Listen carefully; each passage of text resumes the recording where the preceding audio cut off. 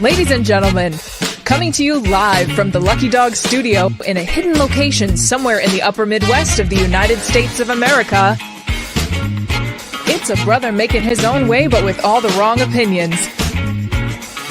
Welcome to the Morning Night Live with your host, the one and only P-Dog Knight.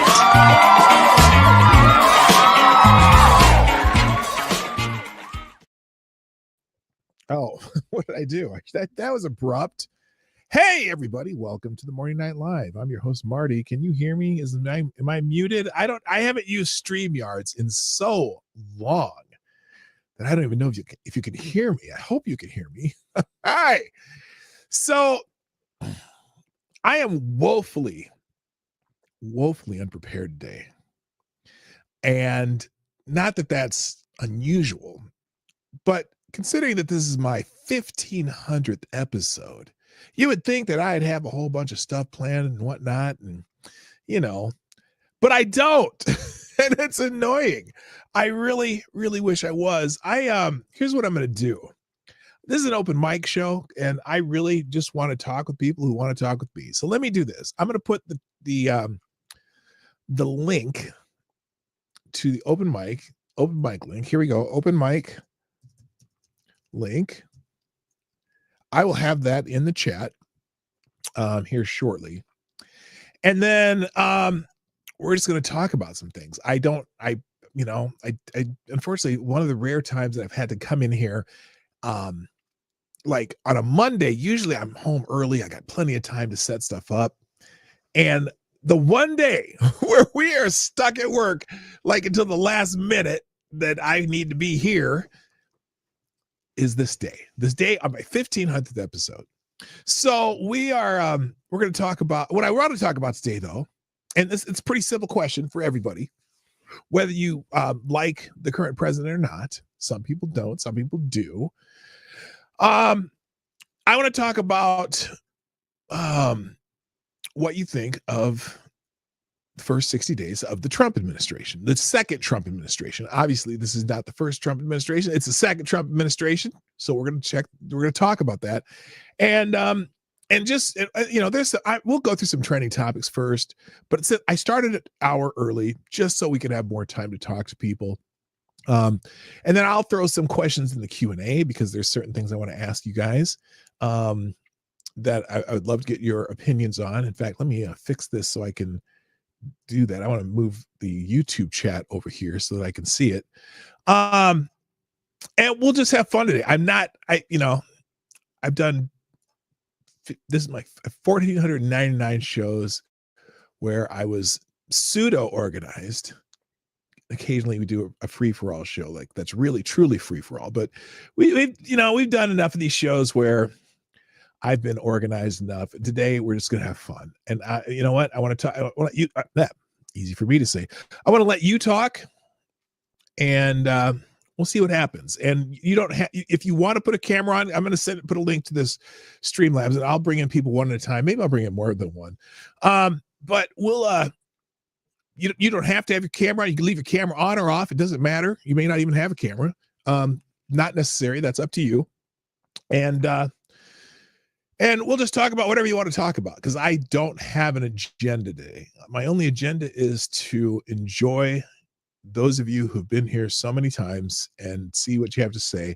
And I'm going to go, I want to do these open mic things more often. I really do. And I stopped doing them for a while because I didn't want to spend the money on StreamYard, because I'm spending money on a bunch of stuff, and I don't make a lot of money on this show. I really don't.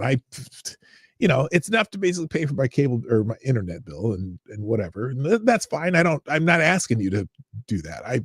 You guys have done that voluntarily. I appreciate every dime I've made here. But I got to think about my budgets too.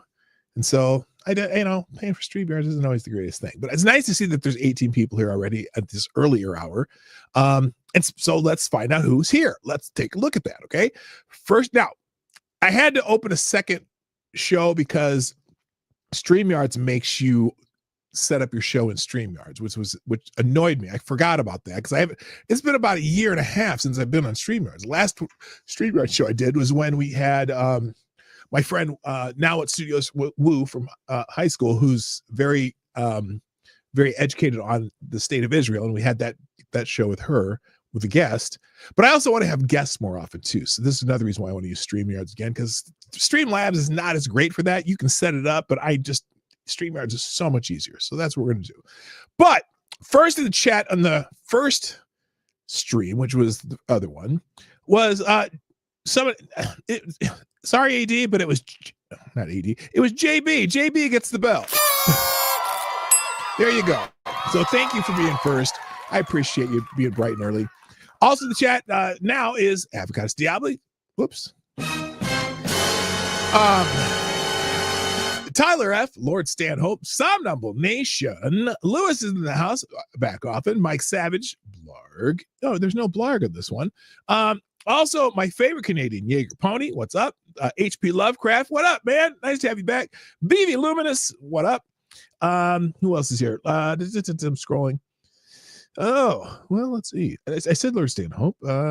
Johnny Boomer Tech. Oh, Big Dave, 1066. Amazing Disgrace is in the house. Also, on 1, 2, 3.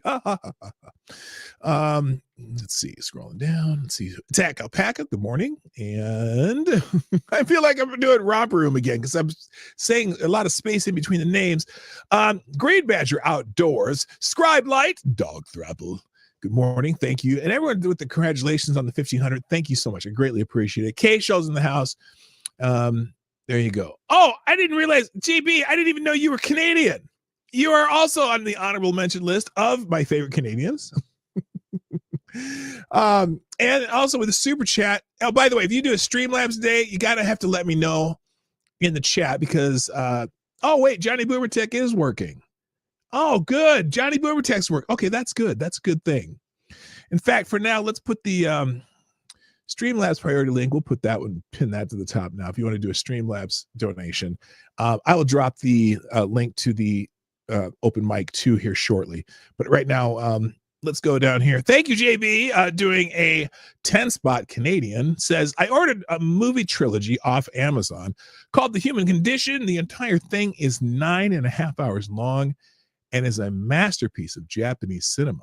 I'm really looking forward to seeing it. Well, that's cool. I've never heard of that. I do a little thumbs up on that. I didn't even know you could thumbs up on the super chats. So there you go. In fact, I'm going to favorite it. I can favorite it too. Ha! Look at that. So thank you very much for sharing that. I really dig foreign films. I didn't realize it well until my wife and I started getting into the K-dramas, the Korean, like some of our dramas, some are love. What do you call them? What do they call those? Some are rom-coms. There's some mystery ones. There's some really good Korean film on a ton of them on Netflix. Some of them they dub, some of them they just give you subtitles, but really compelling stories. So I started watching that, and then we started checking out movies from other places, a few German ones, a lot of British. There's a lot of British shows on there, but it's really cool. So thank you again for recommending that. I might have to check that out. Also, good morning. My other favorite Canadian, Unacceptable Views, is in the house. What up? And Alchemy of Souls season 1 is neat K-drama fantasy. Oh, we'll have to check that one out. I really dig the K-dramas, man. Season 2 is kind of a mess. See, I'm not used to K-dramas having more than one season. Usually they have one series that are 10 to 12 episodes long, and then the story concludes, and then they write new ones. One of my favorite K-dramas is, I think it's called Attorney Woo or something like that. It's about this attorney who's basically autistic, but she's a brilliant attorney because she's autistic. She remembers everything. Good show. Good morning, Reaction. Puerto Rico is in the house. Nice to have you. So we got how many people we got here? We got 20 people, 11 likes, 13 likes. It's getting there. 22 people. The Extraordinary Attorney Woo. I love that show. I guess there's a second one too, which again is not usual. It's unusual. Wait, what is this? What's hot as fuck? I don't know. Oh, you said a Streamlabs earlier. Let me see if I can find a Streamlabs here. Oh, here we go. March 24th. Thank you, Avocados Diablo, first Streamlabs of the day. Oh, it says, let me be the first to congratulate you on counting to 1,500. Or, I mean, making it to episode 1500. Yeah, I sometimes have difficulty with the counting part, like when I set up my streams and I forget to change the episode, but I have gone back and I have corrected every single one all the way back to episode 1. And if you have the patience to look what I was doing in episode 1, you will see the evolution of the P Dog Night live streams, aka the Morning Night Live. Now, by the way, in the description of this video, I thought I said something that may or may not be true. If any of you even read the description, okay. And I'll just read it, what I wrote. Oh, wait, before I do that, thank you, Reaction Puerto Rico. It says, congrats on the milestone. Next up, 5K, 5,000. Oh, that's a long way, man. That's a long way. So here's what I wrote in the description if you haven't read it yet for this video, this stream. I said, this is the 1500th time that I'm doing this show. Hopefully we can get a couple hundred people to show up. But for now, I'm contemplating on making it my last. While I love doing this wonderful weekday morning show, it may be time for me to reassess my plan for this and my other platforms. But for at least for one show, we're going to have some fun, shoot the shit, and have a laugh or two talking about what's happening in the world. We may even try to throw in a special Q&A on this very special extended edition. Welcome to the Morning Night Live. So, oh my goodness, sir. And fear not, I'm not thinking of leaving the tubes, okay? But I do want to I want to figure out something if I need to rebrand this channel, if I need to rebrand the show. In my 7 or 8 years, whatever it's been on YouTube, very early on, I pissed off the YouTube gods when I talked about, remember the James Damore controversy? He was writing about, the difference between women and men, and apparently that was taboo. And I did a video about that, like my 3rd or 4th video on YouTube. Rebrand your face. I got a rebrand for you. I got in trouble, and they actually took my channel down when I posted that video. And I'm like 3 or 4 videos in. This is before I even did any live streams. And I appealed it because the reason I guess they said I was harassing somebody or whatever. And I'm like, no, I'm just doing an analysis of this thing that James Damore put on the internet. And so I won the appeal. But ever since that day, and that was 7 years, it was 2016, it was 2016 maybe. So it was 9 years ago. I just haven't been able to get any traction on YouTube. And I'm thought, okay, are they, occasionally I'll have one of my short videos that'll get, maybe 1,000 views. But I noticed that most people who are on YouTube this long, doing what I'm doing this long, can at least get a couple, 10,000 subscribers and viewers or whatever. And there's some idiots on YouTube. Like there's a dude called Montegraph. This guy's a moron. And he has 300,000 subs. And he's a fucking moron. I don't know how it works, but I don't think I'm a moron. Maybe I am. Maybe I'm just that boring. I don't know. So so I'm just trying to figure out what to do. Just trying to figure out the do. Maybe change the name of the show. That might be it. Grow a really long beard and play jazz bass. I could do that. Or we could, I could go back to doing more, not reaction videos. That I laugh because some of these people who do reaction videos to music are really weird. I mean, it's like, how did all of those channels, in a few days, get 20,000 subs? I'm like, how the hell is that happening? Start doing interviews. Yeah, that's what I have to do too. I gotta start doing more interviews. That definitely would bring other people's viewers to my channel and whatnot. And that's where most of my growth came up of over the last couple of years. In fact, here's something wild. I was looking at my YouTube analytics, and when I started, no, I think it was just 3 years ago, because I was doing the show for a long time before I really started getting any subs from it. I had like 40 subs for the longest time. Not even realize I only had 40. I mean, I knew I only had 40 subs. Streamlabs, thank you. Not realize I only had 40 subs. And it went from 40 subs to like 2,000 over like 5 months. And that was when I started doing interviews. So maybe I just need to do more interviews, more interactive stuff and whatnot. So we'll figure it out. I'm not leaving. My point is, I just maybe make some changes to the show, and interviews might be a part of it. Doing more reaction stuff, it might be a part of it, because people like reaction videos. I don't know why, but they do. I just like talking about shit, but it is what it is. All right, real quick, thank you, Avocados Diabli, who says, I'm just impressed you made it to 1,500 on that old Abacus. That thing must have some mileage on it. Well, yeah, that's some funny shit there, Bubba. Wait, what happened here? Oh, there you go. Oh, somebody liked it. Thank you for sponsoring the show, Avocado Tablet. You are. Oh, by the way, you are the new Streamlabs Superstar sponsor of the day. It's gonna be hard to keep track of because I don't have my my Streamlabs sitting up here, so I just have to go to the website and do it. So again, if you do a Streamlabs, just drop Streamlabs, scream Streamlabs in the chat. Good morning, Eagle. Nice to have you. Call in link. I'm getting there. I am not ready yet. I'm not ready yet.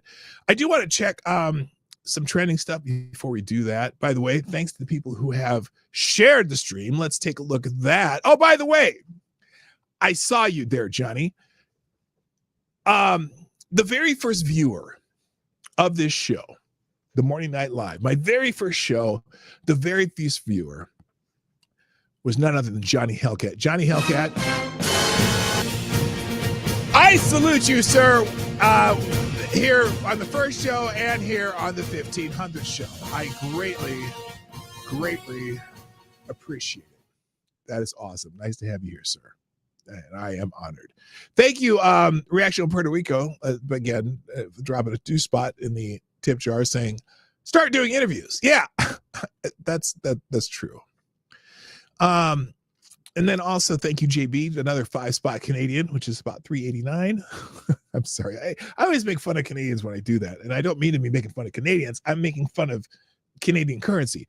JB says, I went to high school with a semi-famous YouTuber, sadly can't say who, and they got shadow banned. YouTube is kind of a mystery to me. Yeah, I know for a fact, there used to be a thing you could go check to see if you're shadow banned on YouTube, and mine was like 89% likely that you're shadow banned. And I don't know if they ever fix that. I think because again, all of my growth has come from interviews or when I've had guests on the show, and when I stopped doing that, obviously that's stagnated. So again, that may be what I have to do, just have more guests every once in a while.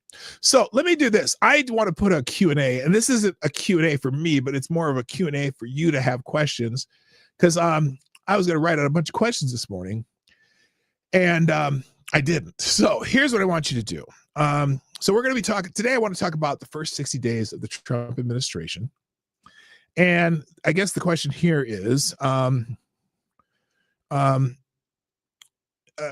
let's see, first 60 days of the Trump administration. Oops, ION. My typing is terrible. Pros and cons. All right, and that's the first Q&A today. I want you to put in pros and cons of the first 60 days of the Trump administration. How's that sound? Here we go. I'll put that in the open that up, and we'll do a separate. I got to open up a separate window for that though, because if I don't, I won't be able to see it. So, first 60 days of the Trump administration, pros and cons. AD, can you put 2 spaces there, please? And we'll. Oh gosh, I hope I'm not freezing here. All right, first 60 days of the Trump administration, pros and cons. What do you think? and we'll add that to the discussion. And pop out chat. Here we go. Because this is an interactive show. Oh, you already did. Well, thank you very much. And thank you, Amazing Disgrace, dropping a 5 spot in the tip jar. Says, I discovered you when you appeared on Megan Fox's streams. Maybe appearing on other shows would be a good idea too. The trick to that, though, the trick to that is you have to get invited. And I haven't interacted with a whole bunch of people on YouTube for a while. Part of it, I did get a ton of subs from HB, Hard Bastard, if you don't know who that is. And then I also got a bunch of subs when I was when I had Nick Rekieta on my show, because a bunch of his people came over. Unfortunately, I don't know if that's going to happen again. You know what? I should call Nick. I don't know what's going on with his trial, his trials and tribulations, but it would be interesting to have an interview with him, because he did some bad things, and I'd like to. First of all, I still occasionally hear from Nick. I was watching Aaron's stream, the guy that they were doing that foursome thing with Aaron and Nick and his wife and that. And I was watching. Aaron still does his show, still what is it called, Steel Toe Morning Show. And I was on his show. I put us up in the chat on his show, and I get a text from Nick Rekieta, who was watching the show. And I was like, oh, Nick's kind of keeping tabs on Aaron. Maybe just see if Aaron's talking shit about him. And I was like, oh, wow, Nick, I haven't heard you, bro. I hope you're doing okay. And I'm not going to say anything. I'm not going to say anything bad about Nick. Nick had his foibles, and he's going to pay for it. I'm sure he's paying for it dearly. And, hopefully everything turns out well for him. Cause I worry about his kids. I worry about his family. But he's having a very rough time, I think, right now. And so there you go. That's all I'm going to say about that. Good morning, number one. Welcome. And, hello, Epskipos Helsung. Welcome. Let's do this. I said the first, so over the Q&A, I'm going to kind of do these periodically, and then I'm going to find some news articles to talk about too. First 60 days of the Trump administration, pros and cons. Sound Noble Nation says it's swell to moderately neato. Very, very good. I'll just give you a bell for that. And Avocados Daily says, pros, watching people lose their fucking minds. Cons, the forced sex slavery of all women the left promised me would happen hasn't yet. Okay, there you go. That's a good answer. Yeah, I'm still waiting for the new and improved Handmaid's Tale uniforms to come out, but I haven't seen any sign of that shit yet. So I want to just take a quick perusal through the what do you call them, trending topics on X, and I'm not making links to these. I'm gonna scroll down through it, and then we'll drop the link to the open mic, and we'll just talk with you guys, and you guys can talk about whatever you want to talk about on the show. So I'll be putting that link up in the top of the chat here shortly.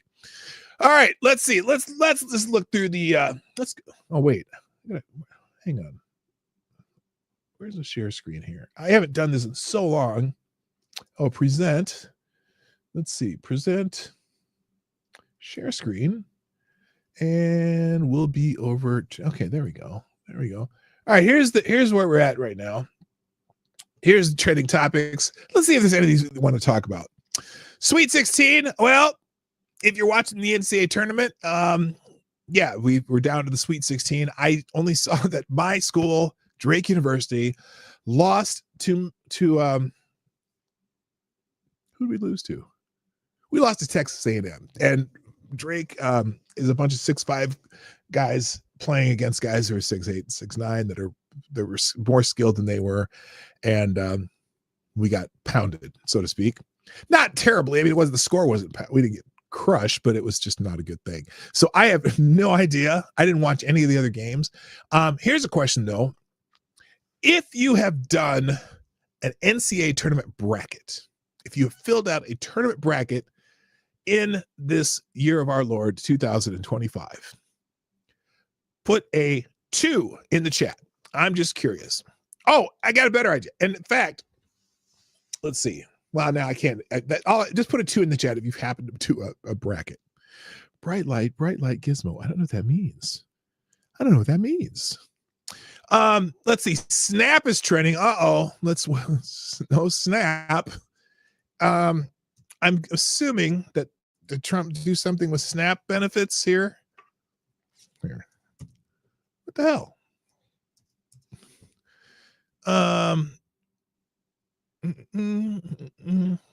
What did Trump do with Snap?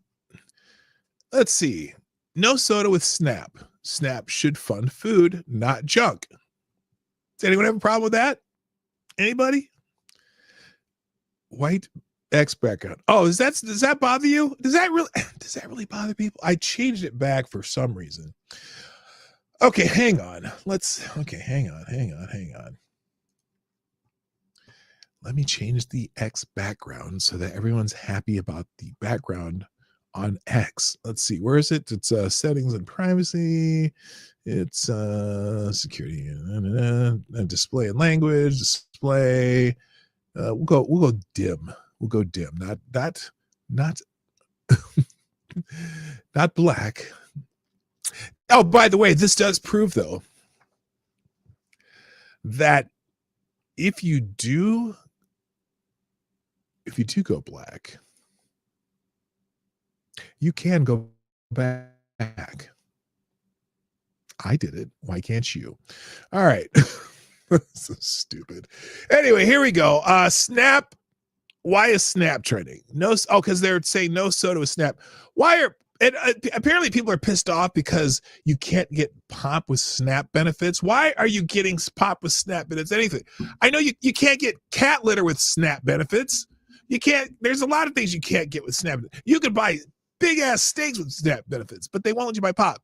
So anyway, people. And someone says here, why are people so pressed about removing soda from Snap benefits? In my opinion, soda is a want, not a need, and Snap benefits are for those in need, not those in wants. You need water to live. You do not need soda. Oh, exactly. Does the left care about poor people being unhealthy? No, they don't. Hello. Oh, Selected Boys in the house. Nice to see you. Yeah, boy. And oh my God, Snap benefits should not be used to buy junk food like soda, etc. It should be used for feeding your family meat, potatoes, fruits, vegetables. We're the only country in the world with fat poor people. I would say that is fairly accurate. Now I got to remember. Oh man, the only problem with using StreamYards is I have to monitor how I scrolling on X. I forget because I might get body parts showing up if I do it on here. So anyway, that's why Snap's trending. What else is trending? Anything else stupid? What the hell? Okay, hang on. I guess I will put all these links in the chat eventually, but I should do it this way. All right, so that's trending. Anything else interesting trending that I really need to care about? Because I really want to talk to you guys. Snow White is trending. Is anyone okay? I see only one person has an NCAA bracket. Looks like. Where'd it go? Was it Amazing Disgrace or who had one? Attack Alpaca? Somebody had one. I don't see it. Okay. Oh, it was Attack Alpaca. Here's a question for you. Here's another question for you. Has anyone in this audience seen the new Snow White movie?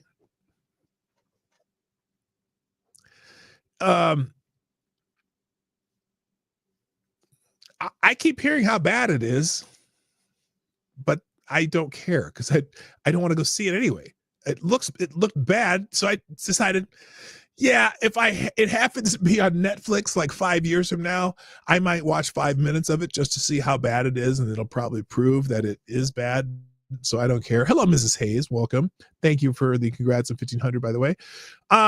So I'm not going to talk about that. UConn's trending probably because of, that's because of basketball. Saratoga. What is Saratoga? Why is that trending? Saratoga. Me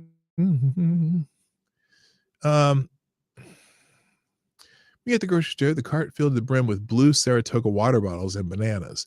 What is up with that, by the way? Anyone know what's going on with this? This new water thing. Here it is. Oops, I don't want that. Let's try this. So 99% of the world didn't even know Saratoga sparkling water existed a week ago. The sales increase because of Ashton Hall has to be insane. So, oh, is this the dude who was pouring this water into a thing, whatever, and washing his face with it? That was weird.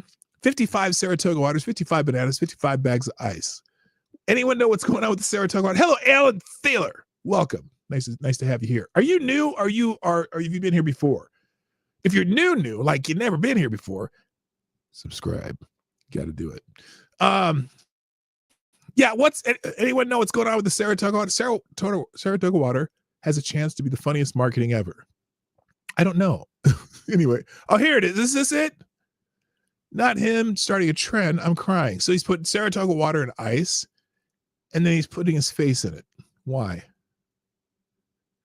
Saratoga CEO on Monday. What caused the spike in sales this weekend? You're not going to believe this. Some dude using to wash his face. Alan has been here before. Okay, good. I don't always remember because I don't catch last names all the time. Okay, this is dumb. That's enough about the Saratoga. I'm not even going to put it in I'm not even going to put it in the topics. What else is going on? Greenland's trending. Oh God, why is Greenland trending? Let's see. Vice President Vance says Denmark isn't doing their job in controlling Greenland and it's not being a good ally. He adds that if the U.S. needs to take more territorial interest in Greenland, then that's what President Trump is going to do because he puts America first. Okay, what? The interests of America's citizens first. Denmark, which controls Greenland, it's not doing its job and it's not being a good ally. So you have to ask yourself, how are we going to solve that problem, solve our own national security? If that means that we need to take more territorial interest in Greenland, that is what President Trump is going to do because he doesn't care about what the Europeans scream at us. He cares about putting the interests of America's citizens first. Okay. I still don't 100% understand the interest in Greenland other than a strategic maybe because it's, leads up into the Arctic, and I know the Russians and some people are doing a lot of stuff in the northern Atlantic waters, and a possible mineral thing going on there. But other than that, I'm not sure. What else is? I'm trying to see why this is trending even more. Someone says, I feel like we should buy Greenland, bring all of their productive citizens here, and send all our criminals and homeless who refuse to help to Greenland. Then we really can put time limits on social help and don't have to worry about paying that to house lifelong prisoners. Okay, I have no idea. Oh, here's something interesting though. How about this one? Global warming has vanished from the climate radar. This study of Greenland's ice confirms it. For 160 years, there was no change. The same in Antarctica, and the Arctic has been stable for a century. The great climate change swindle is also a great global warming swindle. Okay, but I don't know what that's for. Oh, Kay's in the house. Hi, Kay. And also thank you for dropping a deuce in the tip jar, a celebratory root beer deuce in the tip jar. Hey, I might have to go to Culver's today and get some Culver's root beer. Culver's has really good root beer. Although we went to a new place, or not new, but a place I'd never been to down in Lakeville, Minnesota, called Freddy's. Apparently they have Freddy's down like in Wichita, Kansas, and around the South. Well, there's a Freddy's here in the Twin Cities now. I think there's 3 of them actually. And they have really good burgers and frozen custard. Their custard is just as smooth as every other frozen custard.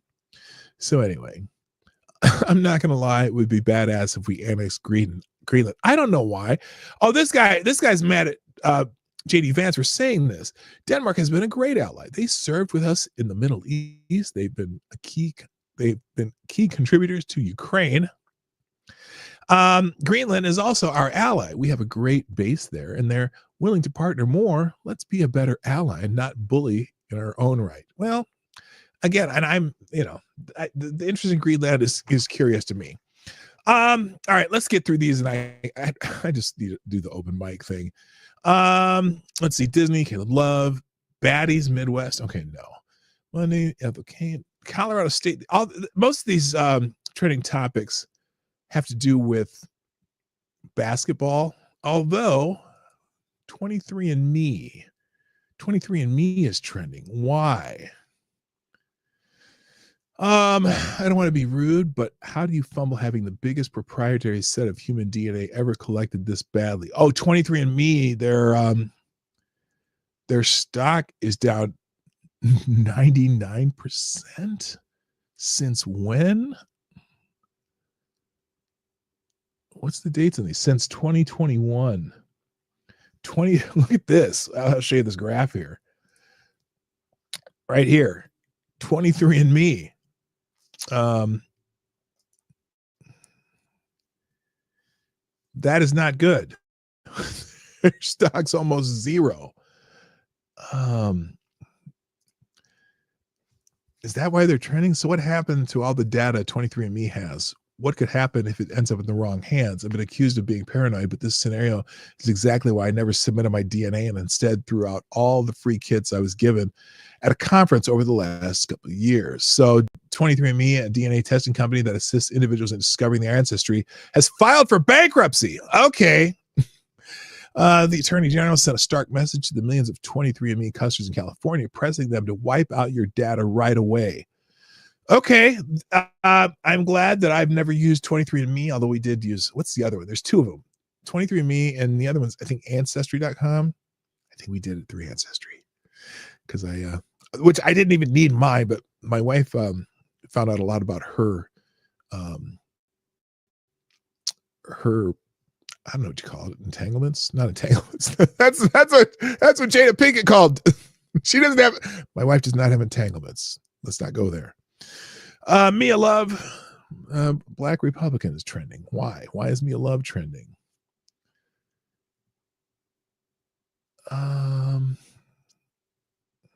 You know who Mia Love is? She was someone who ran for Congress with grateful hearts filled to overflowing for the profound influence of Mia on our lives. We want you to know that she passed away peacefully. Holy shit! Mia Love died. Do you remember her? Hello. And by the way, again, hi, Kay. Mia Love died. She was in her home surrounded by family in the midst of celebration of her life and an avalanche of happy memories. Mia quietly slipped the bands of mortality and, as her words and vision always did, soared heavenward. We are thankful for many good wishes, prayers, and condolences. We are taking some time as a family and will provide information about funeral services and a public celebration of her life in the days to come. She was a representative from, I think, Utah for a one-term congresswoman from Utah. Former GOP rep Mia Love, dead at 49 after a battle with cancer. Utah's Mia Love, the first black Republican woman elected to Congress. She was not, black Republican. I said she wasn't the first black congresswoman, but she's the first black Republican woman elected to Congress, died from brain cancer. Election 2014, Mia Love's victory speeches. Oh man, that's terrible. That's terrible. Sister of Monia Love? No, I don't think so. No, not Mike Love either. Anyway, that's sad. That's sad. I remember when she ran for Congress. Quite the fireball. And she is no longer. That's sad. All right. And then anything else? Rodney Dangerfield's trending. Is it Rodney Dangerfield's birthday? Why is he trending? Rodney Dangerfield. Let's take a look. Let's Rodney Dangerfield. Okay. Not for any particular reason. Someone said, I saw Rodney Dangerfield trending, and I thought he still wasn't getting any respect, even in the afterlife. Who knows why Rodney Dangerfield is trending? All right. Anything else here? Terps Clayton, these are all basketball related. Rosie, is Rosie trending? Is this Rosie O'Donnell? Is she trending again? Why? What'd she say now?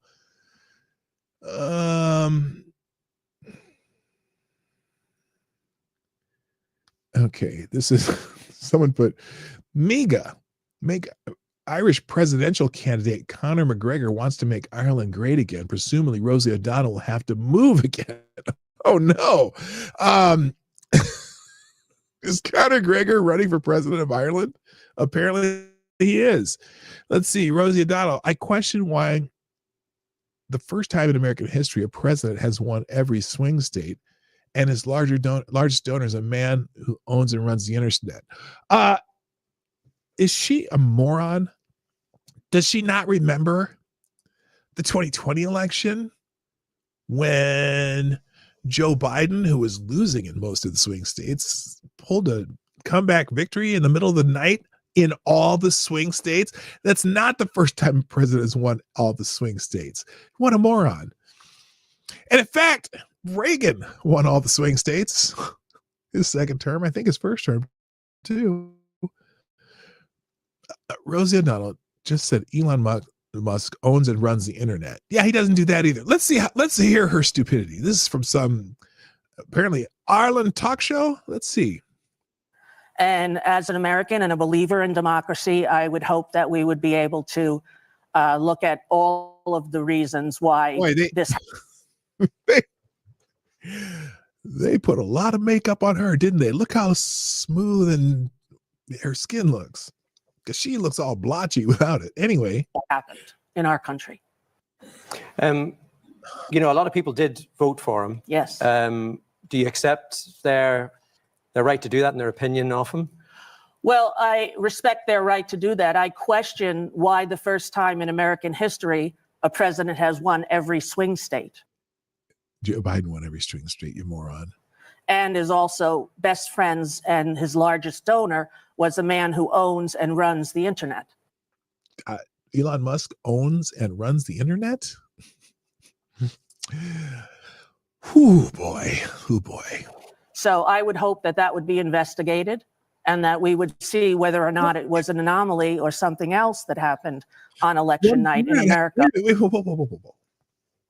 What does the internet have to do with the election of the... What does the internet have to do with the election? Because remember, none of the voting machines were connected to the internet. In theory, at least in 2020, they weren't. I think that the 2024 election was the most pristine, fairest, and freest election, the most accurate election in United States history. How about that? Just like 2020 was near perfect, and 2020 was just a little more than perfect. Didn't she leave the country? Yeah, she did. She's over in Ireland. She moved to Ireland, and but owns the internet. Oh, that's wild. Okay, that's why Rosie's trending, because as usual, she said something stupid. Okay, so there you go. Why is this page escaping? What the hell happened there? There we go. Okay, so that's why Rosie. Oh wait, here's another one. No, this is February 2017. Rosie O'Donnell continues proving President Trump lives rent-free in her head, even though she moved to Ireland. She went on a late show and accused Trump of being friends with people who promote sexual assault. Rosie is friends with countless predators and their enablers, including Hillary Clinton. Okay, so that's why Rosie's trending. Should we put that in the links if you want to see that again? Because I know every one of you do. We'll make a link for that. What the hell? All right. And then finally in the trending topics, let's see. Florida's trending, the ACA and JD Vance. Well, we know why JD Vance is trending because he said something about Greenland. Why is Florida? Oh, Florida's trending probably because of basketball. I'm sure the Florida Gators are in the Sweet 16, I'm guessing. Oh, here's an interesting one. Here we go. This person says, I completely understand how this professor feels. A former student asked me what segregation was like when I was in high school in the 90s. I'm over these personal Gen X attacks. So this guy says, I will never recover from this student email. Good afternoon, Professor Penniman. Hope you had a great break. I was wondering if it would be acceptable to use sources from the late 1900s for our final paper. I found an interesting paper from 1994. Is there a cutoff date of publication? See you tomorrow.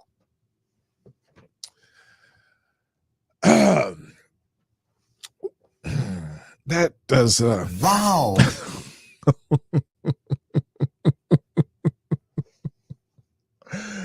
This is a college 1994. If we can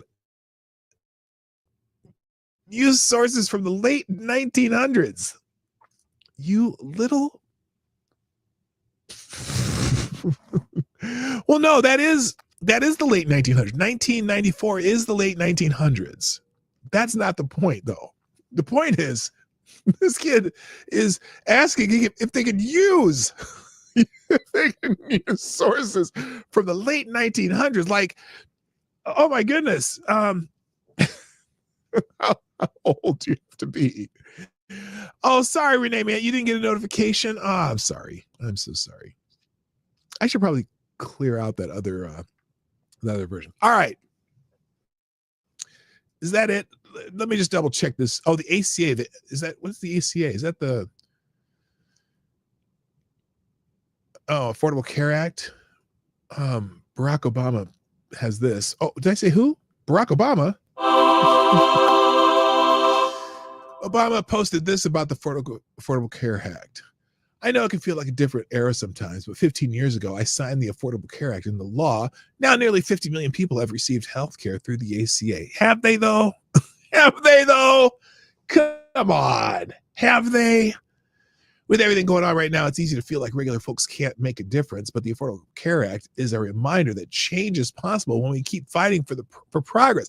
No, the Affordable Care Act fucked up healthcare for a lot of people, and if they did get healthcare through the Affordable Care Act, they probably spent an arm and a leg, and it fucked up everyone else's premiums, and it didn't do anything. Somebody here says 27 million people have no access because of increased costs.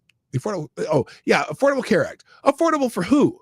27 million people have no access because of increased costs. 40,000 Americans die each year because of this. Big bad pharma has become bigger and richer since the ACA became law. And so they have this graphic here. Pharma contributions by party affiliation. Size of circle, amount of money received in 2018 campaign cycle is June 30th. Okay, so saying that Democrats received 4.9 million, Republicans 7 million, average 26,000, average 33,000. So both sides are getting a shit ton of money from big pharma. And then the second graphic here, U.S. has the lowest life expectancy among large, wealthy countries, while far outspending them on healthcare. Okay, there's a lot of reasons why we might have the lowest life expectancy. Part of it is because as a country, we're fat. We are Americans are way overweight because we have so much abundance of food, and not all good food. And there's probably just better food. And the idea that we have more healthcare spending per capita, maybe because part of our insurance. Oh, thank you. I'll check the Streamlabs here in a second. I'm going to be checking it periodically rather than right away like I usually do, just because I don't have, I'm not getting the notifications, at least audibly.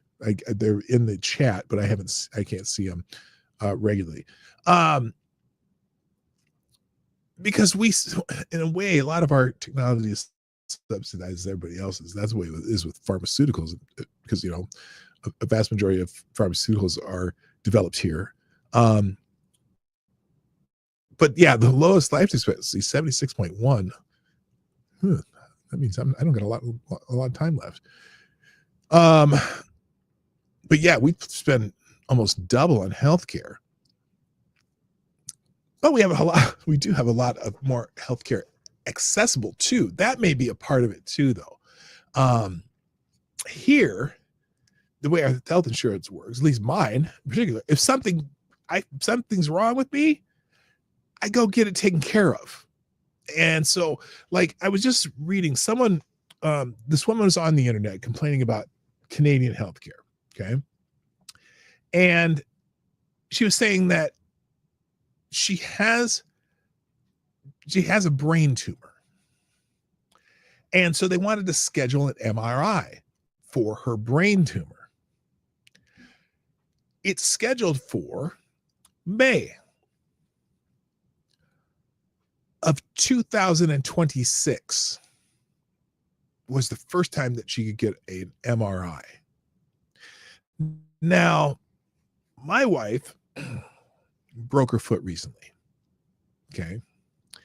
And they did some x-rays, and there was some obstruction or whatever. They wanted to see what was wrong, something else wrong with her foot. So they scheduled her for an MRI. This was last Tuesday. Her MRI was Friday. Brain tumor, MRI, a year and 2 months out. Broken foot, MRI in 3 days. So my guess is if you're in Canada and you have a brain tumor, you may die before the MRI. Guess what? They don't have to do any healthcare spending on that, do they? Whereas here, my wife's MRI in 3 days, she got it in 3 days. Well, there's the healthcare spending that unfortunately my insurance pays for. Real quick, let's get caught up on some of the. Why is this not doing that? There we go. Let's get caught up on some of the super chats. Let's go to Streamlabs first. As soon as this refreshes, it's taking a minute. There we go. Thank you, Kara Soldier, dropping a small bullet in the tip jar, saying, remember after 9/11 when Rosie said that it was the first time fire ever melted steel? Good Lord, this woman is a moron. Once more, proving how uneducated the left is. Yes, exactly. Thank you very much. And also, thank you, JB, another 10-spot Canadian. I'm not sure who's on the $10 Canadian 10 spot, but that's okay. Who says, speaking of Canadian healthcare, my mom went into the hospital with AFib, but caught pneumonia because she wasn't isolated afterward. That shit was scary. Oh, man, that's tough. I hope she's doing well now. That's not good. By the way, good morning, Tyre. Alexander, the Scourge. How you doing, man? Nice to have you here, brother.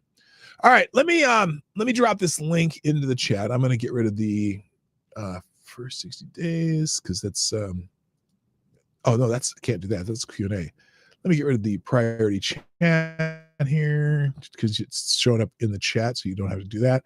And if you want today's let's see, open mic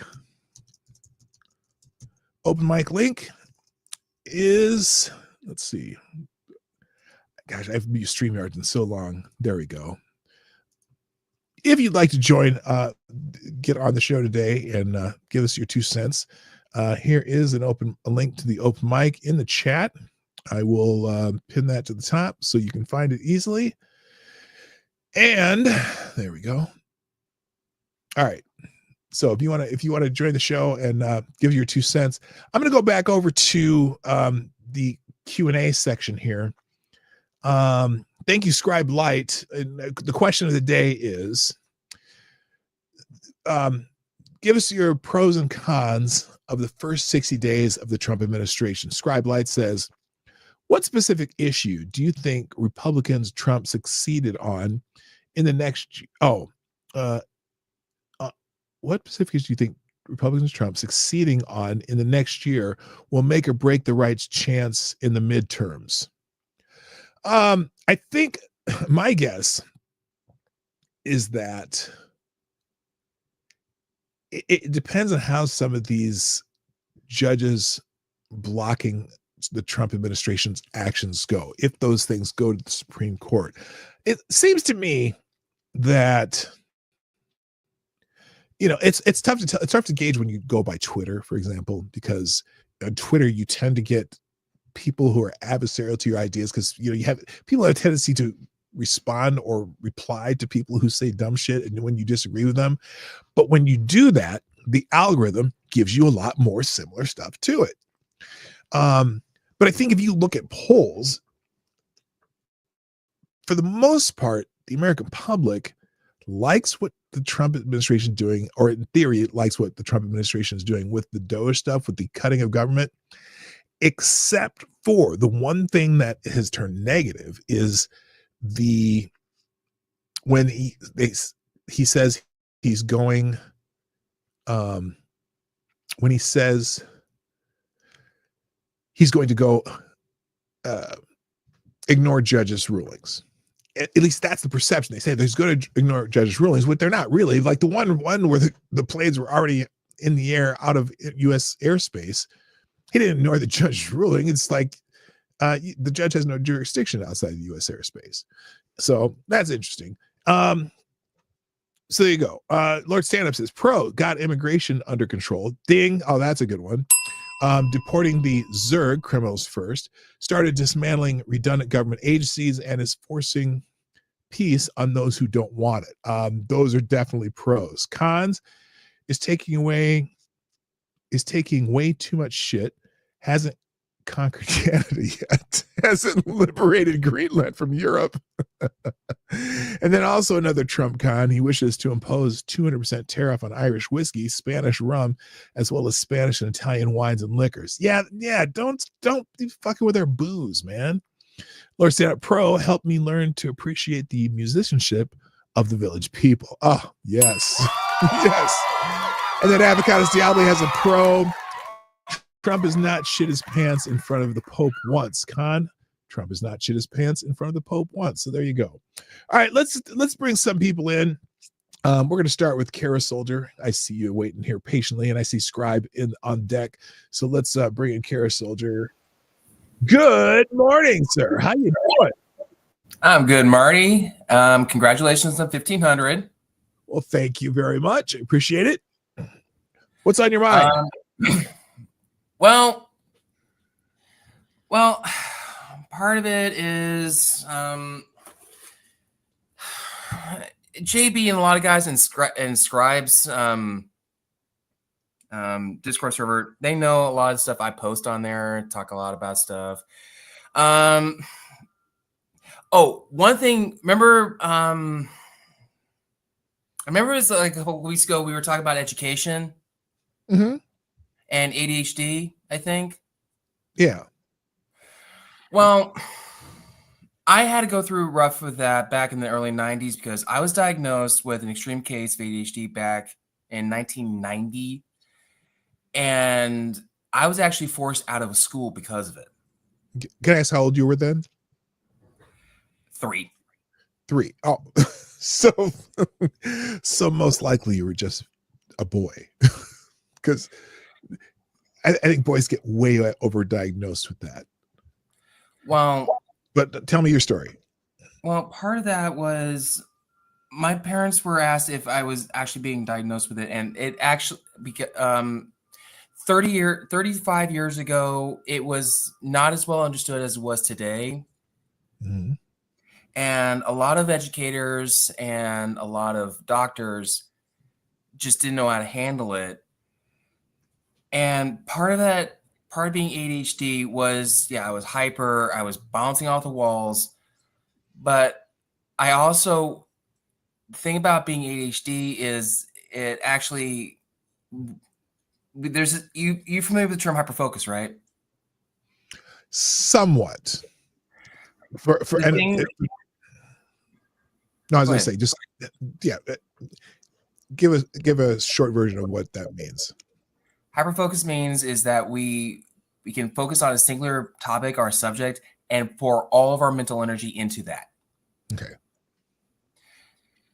And that actually is a boon in education because we can burn through everything like put in front of us, mm-hmm. do it quickly, and we get bored after that. Maybe that was what I was when I was a kid. Because I tell you, my story is, at least they weren't necessarily diagnosing ADHD when I was in elementary school. But it could have been, and maybe this is part of your experience, because the hyperfocus lets you finish on one task and stick to it until it's done.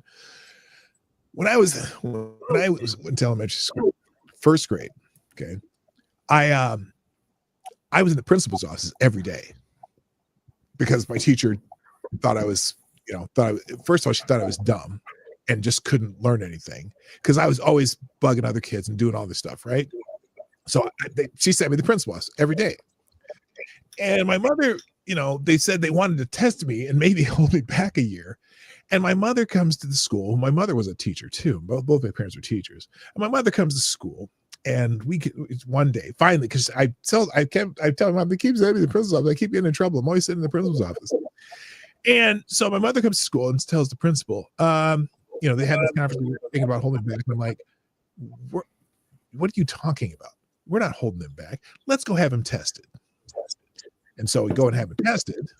And when I finished the testing, they're like, oh, we should probably move him up 2 grades. I was just bored. I was a kid. Boys, especially, boys needed move and energy, and having everyone sit in a classroom like this. A lot of boys get overdiagnosed with ADHD because a lot of kids just can't sit still. And right now, especially with constant stimulation with the phones and all that stuff, a lot of kids are going to be diagnosed with this, and then they want to put them on drugs. And then we find out that a lot of times these kids who get up drugs are the ones who are also shooting up schools and later in their school career, because almost every one of them are on some type of medication for that type of ailment. So I think they forget that kids got to be not necessarily entertained, but kids aren't made to sit still, and they have to change. They have to find ways to actually keep kids engaged with school rather than just sitting at a desk and learning or watching a video or, a teacher droning on and on. Kids need some tactile stimulation, some physical stimulation, and other kinds of stimulations besides just reading the lesson. Does that describe somewhat what you went through? Yeah. Well, at 2 points. My downturn in education happened in my 3rd grade. I was at a private school, and are you familiar with the term cookie cutter teacher? Sort of. I mean, how just everyone, how teachers think that everyone. Yeah. So one thing I had a teacher who was probably trained either in the 60s or in the 70s. She was old when in the 90s. Yeah. And so I would get all my stuff done, turn it in for that particular subject, and have nothing to do. So what I would do is I'd pull the encyclopedias off and start reading it, and my classmates would tattle on me.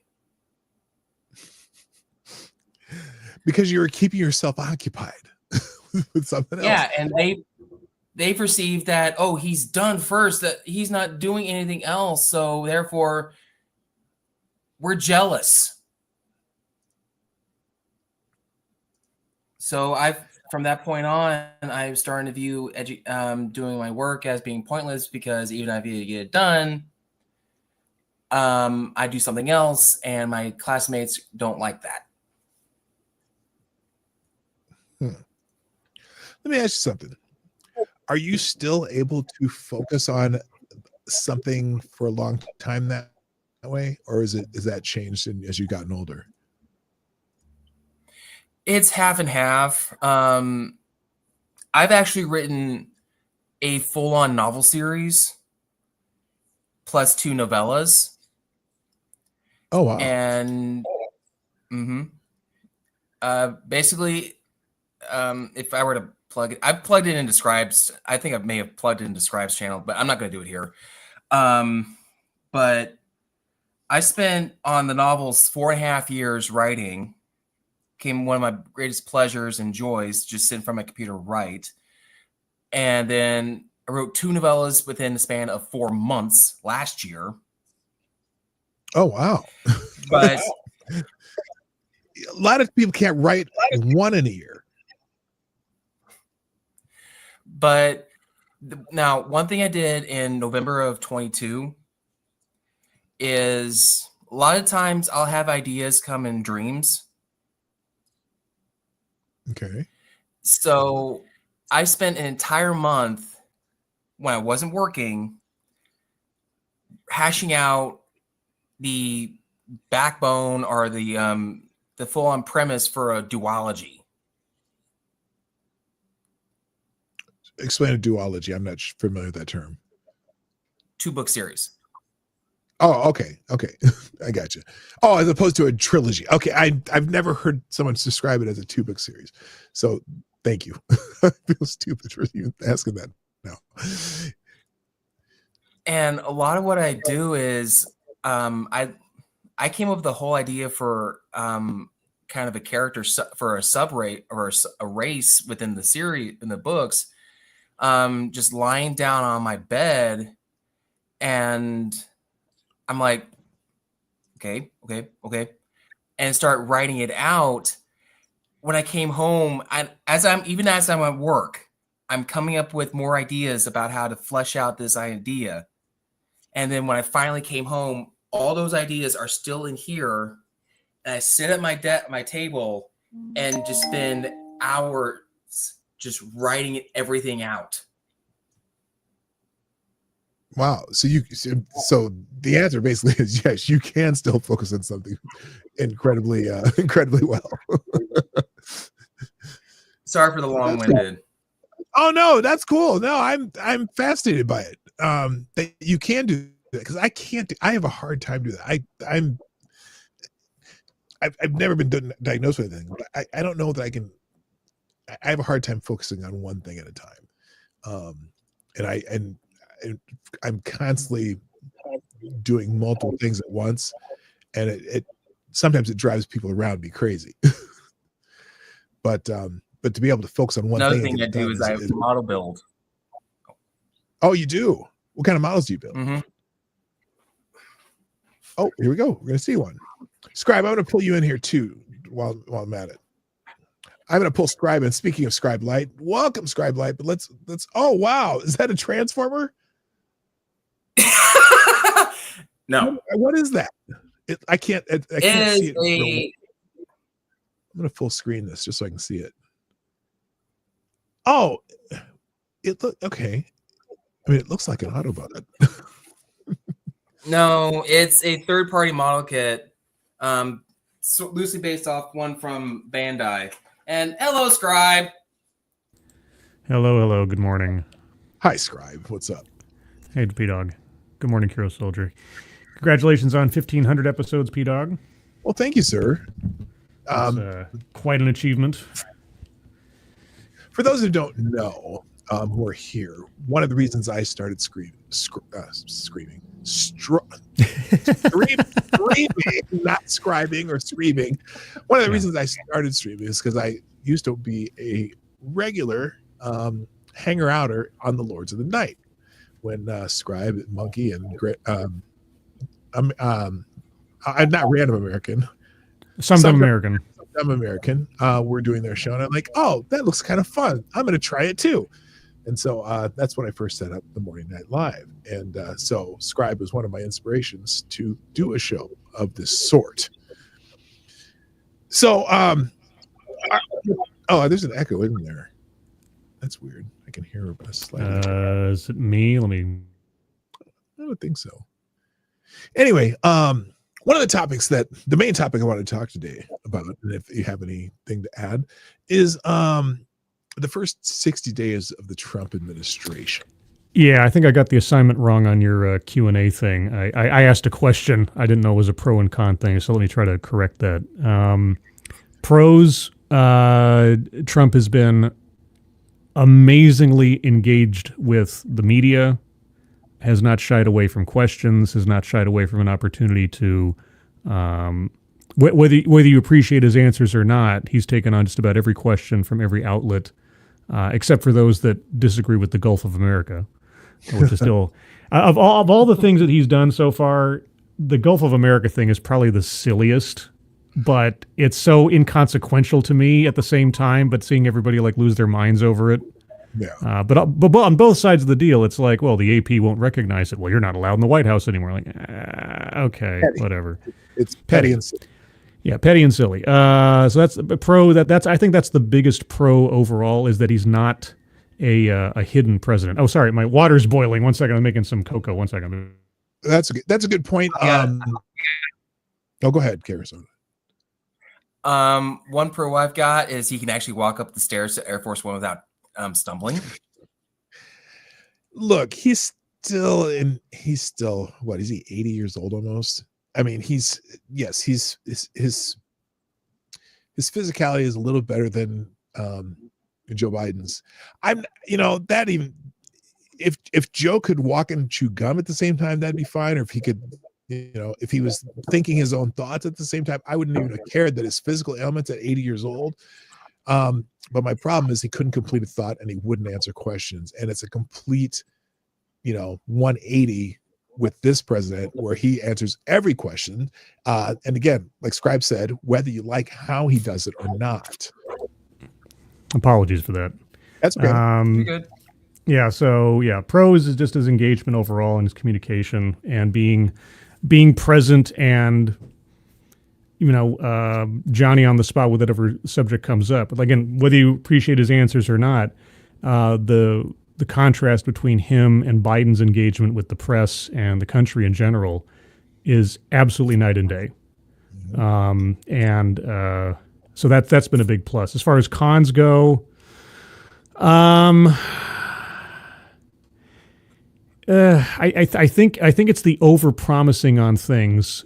It hasn't hurt him as much as maybe I thought it would on a couple of deals, like, he'd end the war the first day and this, that, and the other thing. I don't think anybody actually believed he'd be able to do that. But at the same time, as compared to how much movement there had been on either the Middle East or Ukraine during the entirety of the Biden administration, Trump has done more to move the needle, whether it turns out to be good or bad or otherwise, than Biden did in the last 3 years, 4 years, or whatever, since the wars began 2 years. And of course, the economy. I mean, even though you might not be able to attribute it directly to Trump, hey, if the price of eggs falls, people keep talking about, inflation's down. Yeah, inflation might be down as a metric, but that doesn't mean the prices suddenly dropped either. Right. Because everybody Biden brought inflation down. Yeah, but that doesn't affect everyday people necessarily. I mean, it really comes down to what is someone having to experience in their personal life and how that's driving them. One of the things I don't have much time. I'm actually kind of playing hooky here at the moment. I just want to talk about something. There was a really interesting. It's really difficult to listen to because it's such a slog. But there's a really interesting podcast that came out about 2 days ago from Ezra Klein, who's a big left-wing political commentator, columnist, and everything. And he did a podcast with this pollster, and they were trying to analyze why did Trump win and how did the Democrats do so badly. And something that they kept harking on regarding the outcome of the election was that people who were not politically engaged ended up voting for Trump. People who were not paying attention to the news, specifically the New York Times and MSNBC, kept voting for Trump. And their attitude was so elitist, smug, ivory tower. And I just are you guys you're sitting here, you have the evidence in front of you that all of your policies failed, your candidate failed, and yet somehow you just can't quite get over that lip to say, maybe we're the problem. And the constant drumbeat in this podcast, at least for the first section, was the politically engaged part. They kept saying, people aren't politically engaged, vote for Trump. And I recall, I take no small amount of entertainment in Schadenfreude, like genuine Schadenfreude. There's a lot of these compilations on YouTube of these election night reactions from different news outlets that are kind of fun to watch after the fact, right? And there's one from CBC, Canadian Broadcasting Corporation.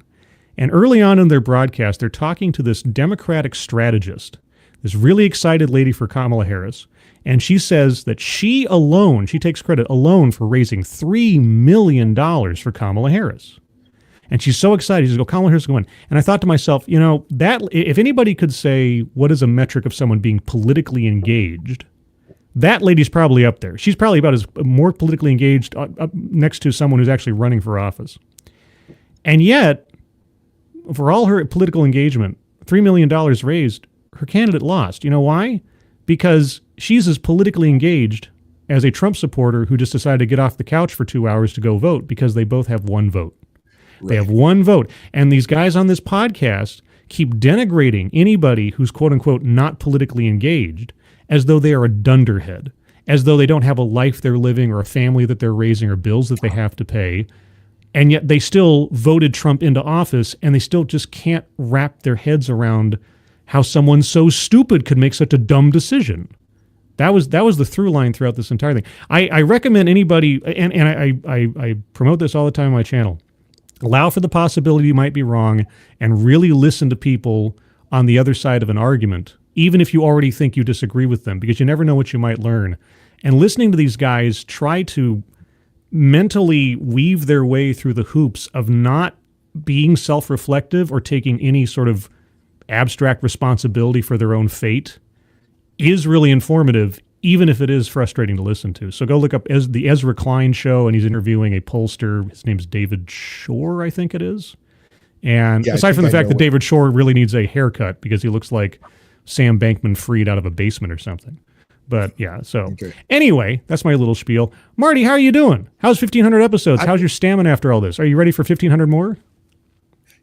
We'll see. Like I said earlier in the show, I'm thinking about doing some rebranding and maybe trying adding or making some changes. I know that I want to bring back guests more often though, and that's why I really wanted to do this one today. So we'll see what happens, but I'm going to keep going. I'm just going to figure out how I'm going to keep going. So what's been your, what's the one thing that you think you were weakest at the beginning that you have more confidence in now after 1,500 episodes? Oh, just in doing this. Just talking about things. Putting my thoughts into words was always difficult at the beginning. So I spent a lot more time reading when I first started doing this, because I didn't, developing thoughts that I could articulate was always a challenge. And that has gotten so much easier. It's just, it's funny. People say they're thinking about doing this, but how would they do it? Mm-hmm. And the advice that someone gave me was, well, you just got to do it, and you got to keep doing it, and you'll figure it out, and it'll get easier and easier. And that is the God honest truth. Anyone thinking about doing this, you just got to start. And you're going to make mistakes. You'll learn from them. You'll make mistakes. You'll learn from them. You'll make mistakes. You'll learn from them, and it'll constantly get better. And that's what I've done. Yeah, one of the biggest obstacles, I think, to people starting doing this or anything else. Hey, Carol, can you mute your mic? I think it's the echo from your speakers that's causing the little bit of, yeah, okay, thank you. It's the tendency to judge your beginning by someone else's middle. It's like like you haven't gained the skills, the practice yet, and there's so much to be learned in the mistakes that people need to embrace their mistakes. And because if I look back at like my first video on my YouTube channel, oh my God, I'm like, oh, I could have done this, I should have done that. The sound is terrible, the editing is this, that, and the other, and it's just but then you look at, everything is understood by comparison. I look at that first video and I look at my 50th video and I just think to myself, I didn't know how to do that thing with the audio software at that time, but I taught myself how to do it to improve my output. And I can take a certain amount of pride in that achievement of having, pushed myself to learn something new on my own 2 feet, which is not something that everybody can do sometimes, because you get frustrated. It doesn't happen right out of the box, and so you don't know what to do. And yeah, so anybody else thinking about doing this, like the story I always say is how I got into this was I was on minds.com, which I don't think anybody uses anymore, but it's out there. It's an okay place. And this random person put up a post saying, I'm starting a live stream. This is back in 2016. I'm starting a live stream. Does anybody want to join? And I had no idea who this guy was, but I was like, sure, I've seen live streams before on like YouTube. So I hopped on with this absolute dunce, Irate Alex, And and after about an hour sitting there talking to him on a live stream, I thought, well, if this idiot can do it, I can do it too. And so that's why I started. Yeah, and really, Irate I love Irate Alex completely, and just throwing some shade. No, he just had his 37th birthday and just welcomed a new son into the world. Oh, poor guy. Man. Yeah, I know. Poor guy. So shout out to Irate Alex. If you guys don't know about Irate Alex, go look him up. Formerly Irate Bear, formerly Sir Bear, or whatever his thing was, Lord Bear. But yeah, if you're thinking about doing this, give it a shot. I mean, and here's the thing: if it doesn't work out, it doesn't work out. But I'll tell you what, you'll learn something new in the process. And practice. How do you get to the Philharmonic? Practice. Absolutely. But anyway, I got to split because I got to work for a living, unfortunately. But I'll be on. Let's see, in about 2 hours, I'll be on Midnight's Edge in the morning talking about Snow White box office and all that fun stuff. Ooh. And then at 12:30 Pacific time, I moved it up an hour because of some scheduling stuff. 12:30 p.m. Pacific time, 3:30 p.m. Eastern is my next episode of DEI Death Watch, where I take a look at stories about the fall and the doubling down on DEI. I've got a couple of stories and a very special segment. Veterans of my channel will appreciate the very special segment in today's DEI Death Watch. If you're not subscribed to Scribe, subscribe to Scribe. Yeah, be a scriber. Yeah, the tailed feature said that's what I should call my audience a long time ago. Call them scribers. I was like, that sounds a little bit presumptuous. But here's the thing, guys. If you're not already subscribed to P-Dog Night, subscribe to P-Dog Night. Also, if you guys like the content of a content creator like P-Dog or anybody else, share their stuff. Hit the like button, share their stuff, because for us smaller content creators, you guys are the best algorithm. And when you share their stuff out, whether it's P-Dog, me, or anybody else, if it's on X specifically, but if it's any other format that you know that they're on, be sure to tag them in your sharing so that they know that you did so, because I know that I like to thank my people who share my stuff personally when I can, and I know P-Dog would appreciate it too. So everybody, hit that like button, subscribe. P-Dog, congratulations on 1,500 episodes. Here's to 5,000 more. Thank you, sir. And everybody have a good rest of your Monday. I'll see you over on Midnight's Edge or on Death Watch later. Kiro Soldier, nice to see you. And JB in the chat, hope you have a good day, and I'll talk to you guys later. Speaking of JB, I just added him too, and Scribe, have a great day. JB, okay, can you hear me? I hear you just fine. I hear you, JB. Okay, cool. I wasn't sure. I'm just on my phone, so yeah. You sound great. Oh, one thing cool. I want to add to you, Marty. Okay. Going forward, you still have to deal with 80s insanity on Fridays. Oh, I know. That's okay. It may be the most entertaining part of my week. Just the idea that he comes up with those questions. It's phenomenal. I just can't. Where he comes up with some of the stuff, I don't know, but it's very entertaining. JB, what's up? Yeah, not much. Just chilling. Good news. My mom's getting out of the hospital at 11 a.m., so that would be pretty cool. Oh, that is fantastic. She's doing well, eh? Yep. That is good. So our topic today, we're Trump. The pros and cons of the Trump administration. One thing that Scribe said that resonated with me is the over-promising, but not necessarily right now, but prior to the election.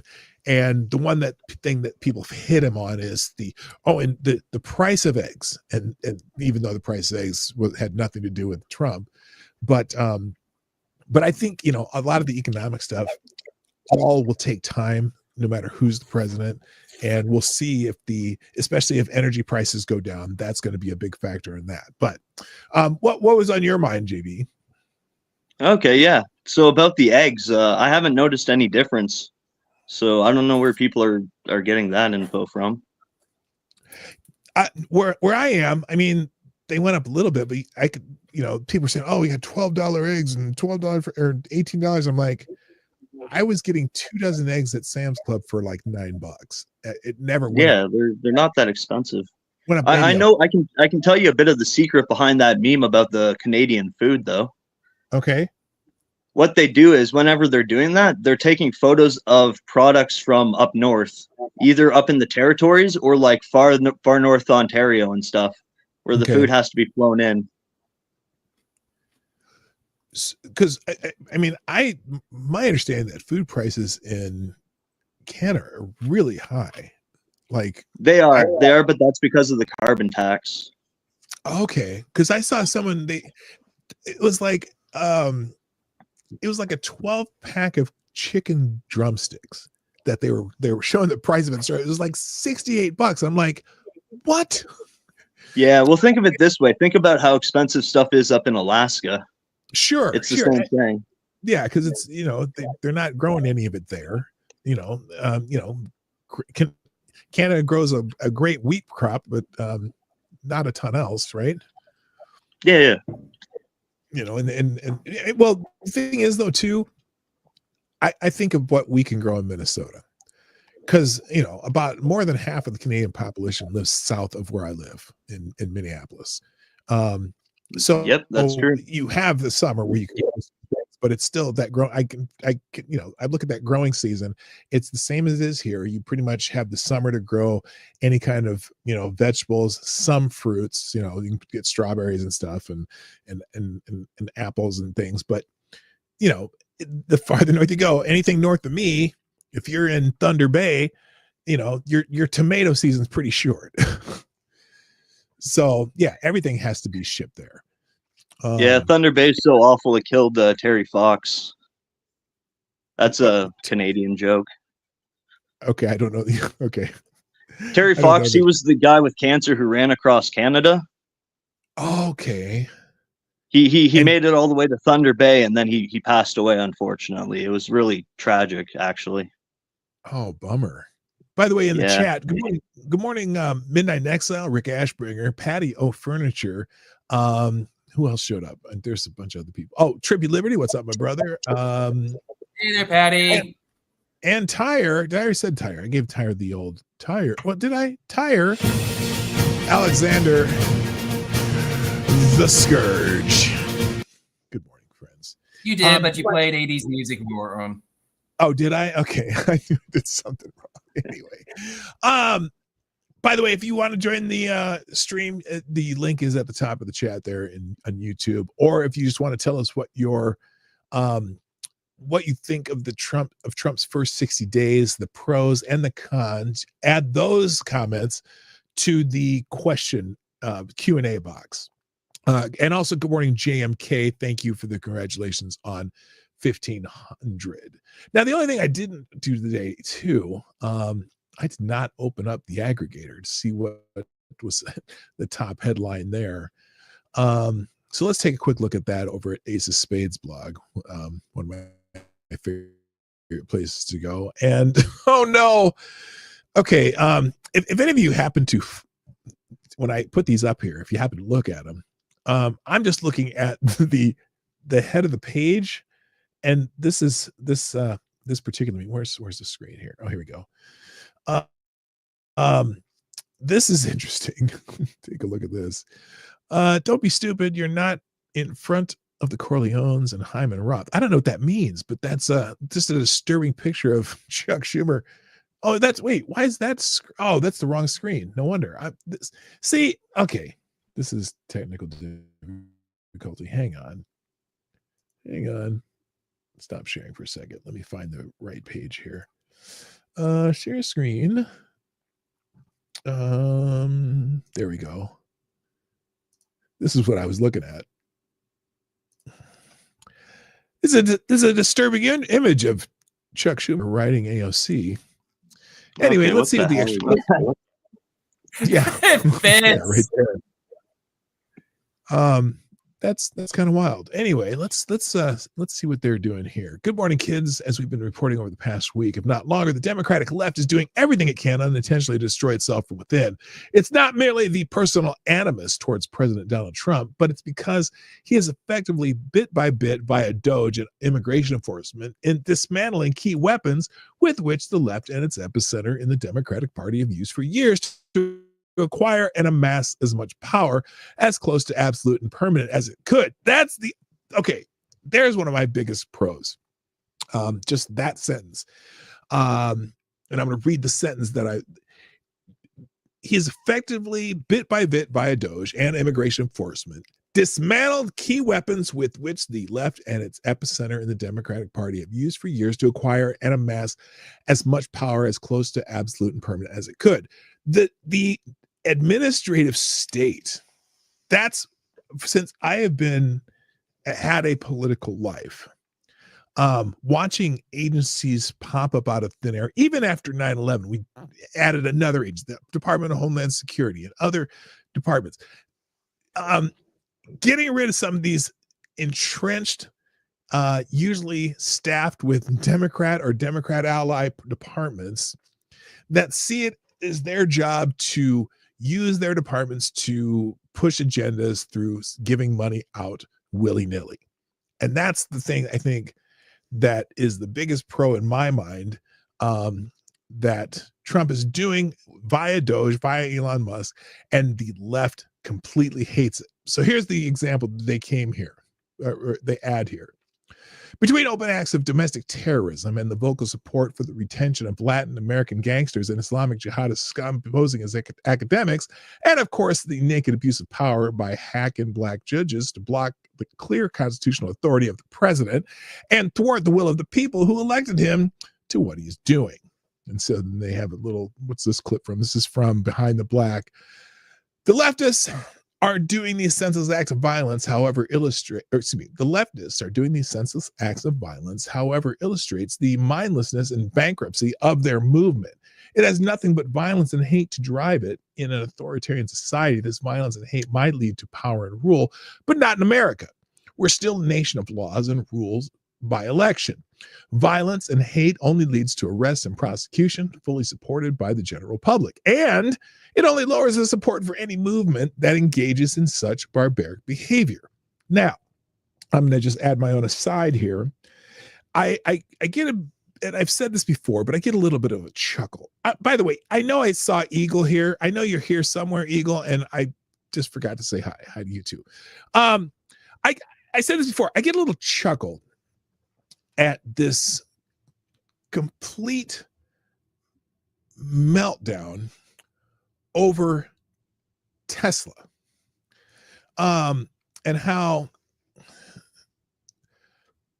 the great symbol of fighting global climate change, the electric car, which is one of the greatest tools that the American left and the worldwide left has used over the last several years to show that they care about the planet. Okay. All of a sudden, they are out there destroying this great symbol of the need to, reduce our carbon footprints and climate change. And the problem is, I would say that a vast majority of the people who went out and bought a bunch of these electric cars probably do that with the idea of that they're saving the world. Now, I know there's plenty of other people who just like Teslas because they're great cars. They're supposed to be great cars. My personally would not work for me because I do too much long distance driving, that a Tesla would be just a pain in the ass, or any electric car would be a pain in the ass until they come up with an electric car that has like 1,000-mile range that you can charge in about 10 minutes. I ain't buying one. But anyway, the fact that they're out here vandalizing Teslas, they're burning Tesla dealerships, they're vandalizing personal vehicles of people who bought Teslas who probably have no political affiliation with Elon Musk at all, turns this into a blue on blue crime. And that's part of my Scribe used the word Schadenfreude. So were they still charging them as terrorists? Okay, so that's what they're planning, or they said they're going to do. I don't know. Like some of them they have. I know for sure that there's been at least 3 arrests that the Department of Justice has charged them with terrorism. This is basically you're destroying someone's property for a political reason, which is kind of the definition of terrorism. So, and also, well, and I know that, so here, let me finish this sentence here real quick, though. So in an authoritarian society, this violence and hate might lead to power, but not in America. We will remain a nation of laws and rule by election. Violence and hate only leads to arrest and prosecution, fully supported by the general public, and it only lowers support for any movement that engages in such barbaric behavior. Thus, this vandalism and the swatting, that's another thing they've been doing a lot of lately, are merely the short-term manifestations of a dying movement. As these thugs get prosecuted and sentenced to prison, the attacks will fade. And at that point, either the left will finally start to reassess its actions and policies, or it will die as a political movement. Don't expect any reassessment, however. That the left has now descended to this idiocy indicates its inability to self-assess. It is so certain it is right that it thinks shooting itself in the foot is a sure way to win new adherents. Keep it up, Democrats. We on the right are thrilled you are proving yourselves to be this stupid. And I think that's probably a fairly accurate statement. But I worry. Now, let me ask you guys this, because as I see some of this, do you see any signs, just and either in polling or in the news or whatever? And it's hard to gauge because a lot of the news agrees with this shit. But let me ask you this: do you see any signs that any of this is creating any real groundswell of support for the ideas? Because it seems to me that Democrats are still polling at about 25%. Do you see anything, either of you? I'm Canadian. Really. Here you go, Kira. JB, okay. Go ahead, say what you're saying. Go ahead, JB. Oh, okay. Yeah, I'm Canadian, so I haven't really noticed. All I got to say is Mark Carney is an asshole. And so this recent him becoming the leader of the party, is there still going to be an election? I'm not sure how that works. I have no idea, to be honest. Like, I've been purposely not watching the news for the last 2 weeks with my mom being in the hospital, so I have no idea. Okay, Carousel, have you seen anything that makes it seem as the left is growing sentiment? I mean, I know you get these Bernie rallies that in theory have lots of people at them, but now we're finding out that most of the people at all these Bernie AOC rallies have been following them around and all go to they're professional rally goers. Have you seen anything though other than that? Not really. The only thing I keep seeing is folks like the diehard Democrats I find on Facebook or on YouTube. We're on the, like the Destiny or Vosh. They're dyed in the wool. They are blue no matter what. But as the vast majority of folks, and I keep seeing videos of #walkaway, there are more common level or working class Democrats who are walking away from the Democratic Party because they've now finally realized how hypocritical and nonsensical their party is. So, and it proves again that they are misinformed. They are not as, and I know I made the joke about how the left is uneducated when they keep calling like Republicans or maggots, as they love to derive as a new derogatory statement. But we keep proving to them, it's like, guys, you don't know what you're talking about. You don't know.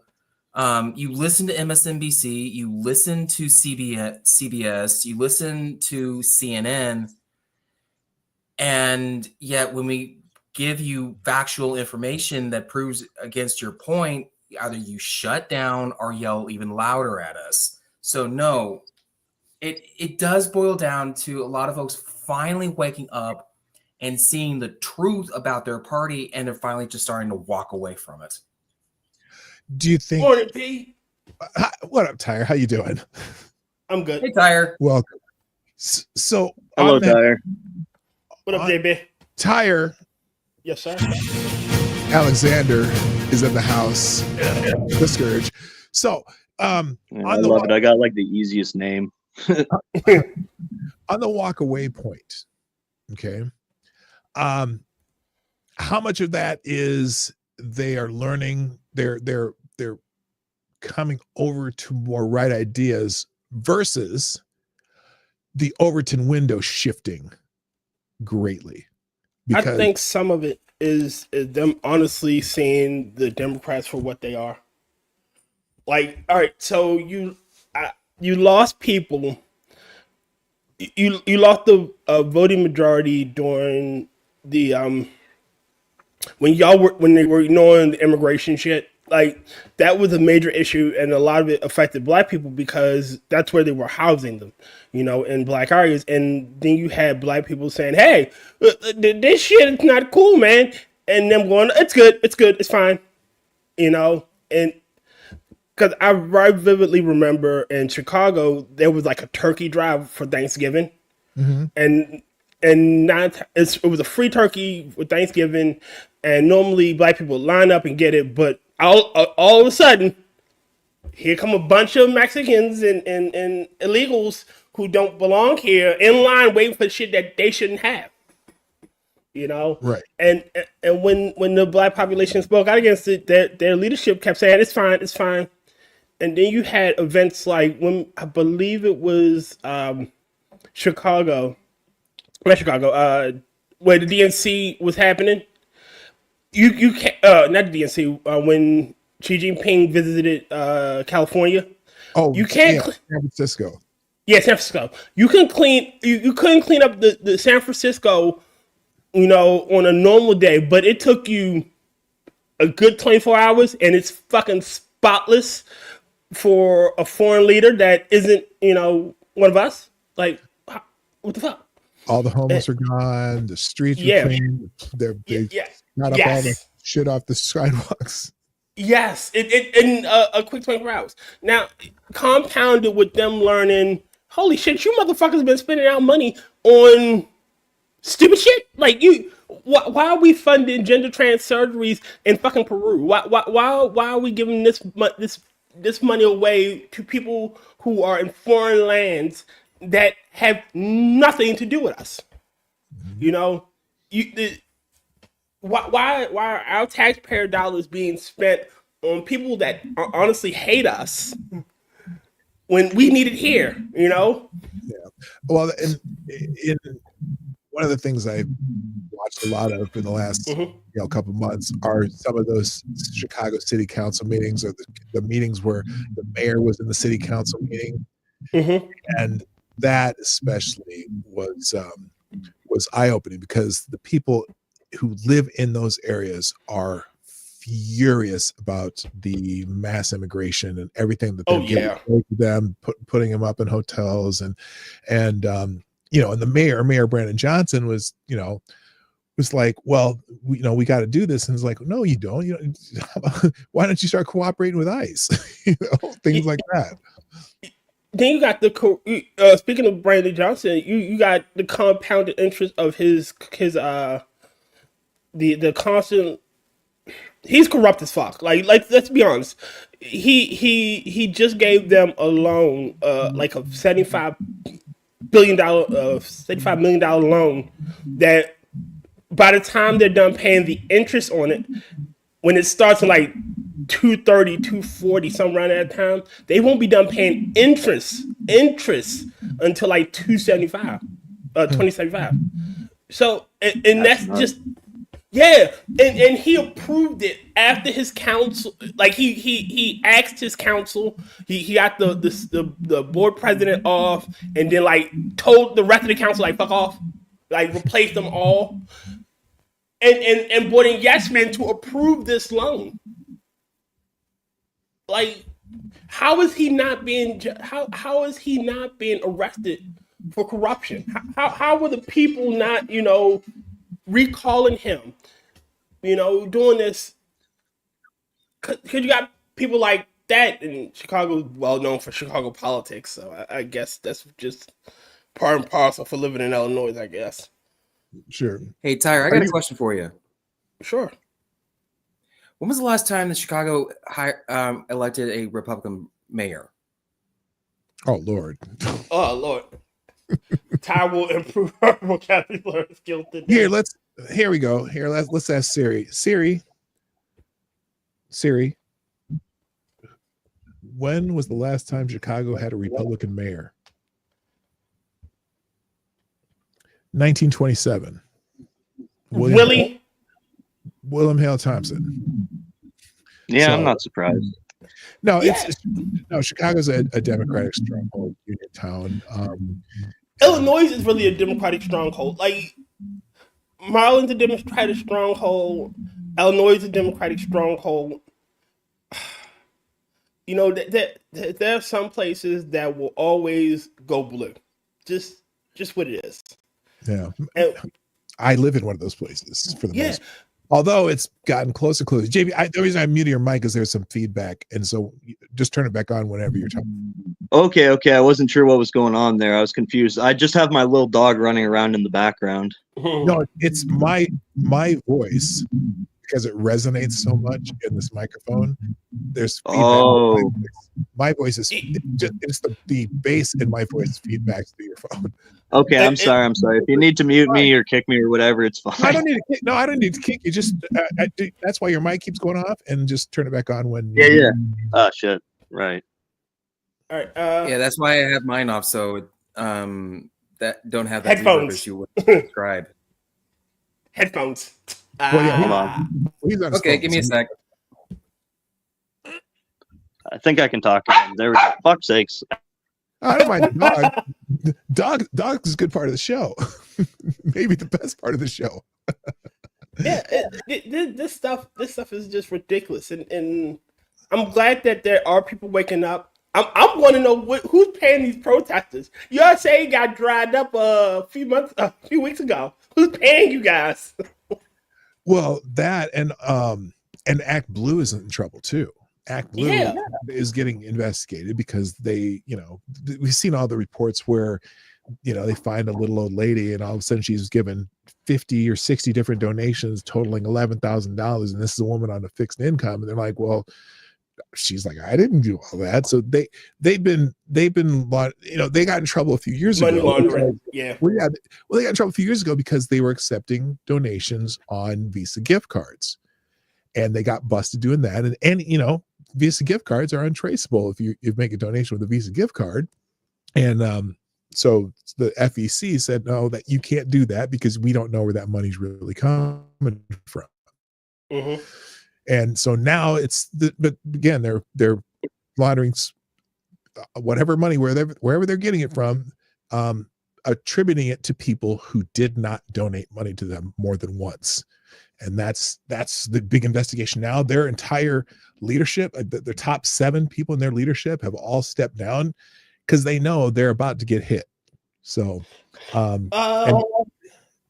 was it? It was another organization or another group. I think it was California when they did like the wildfire donations. The link led to like Gavin Newsom's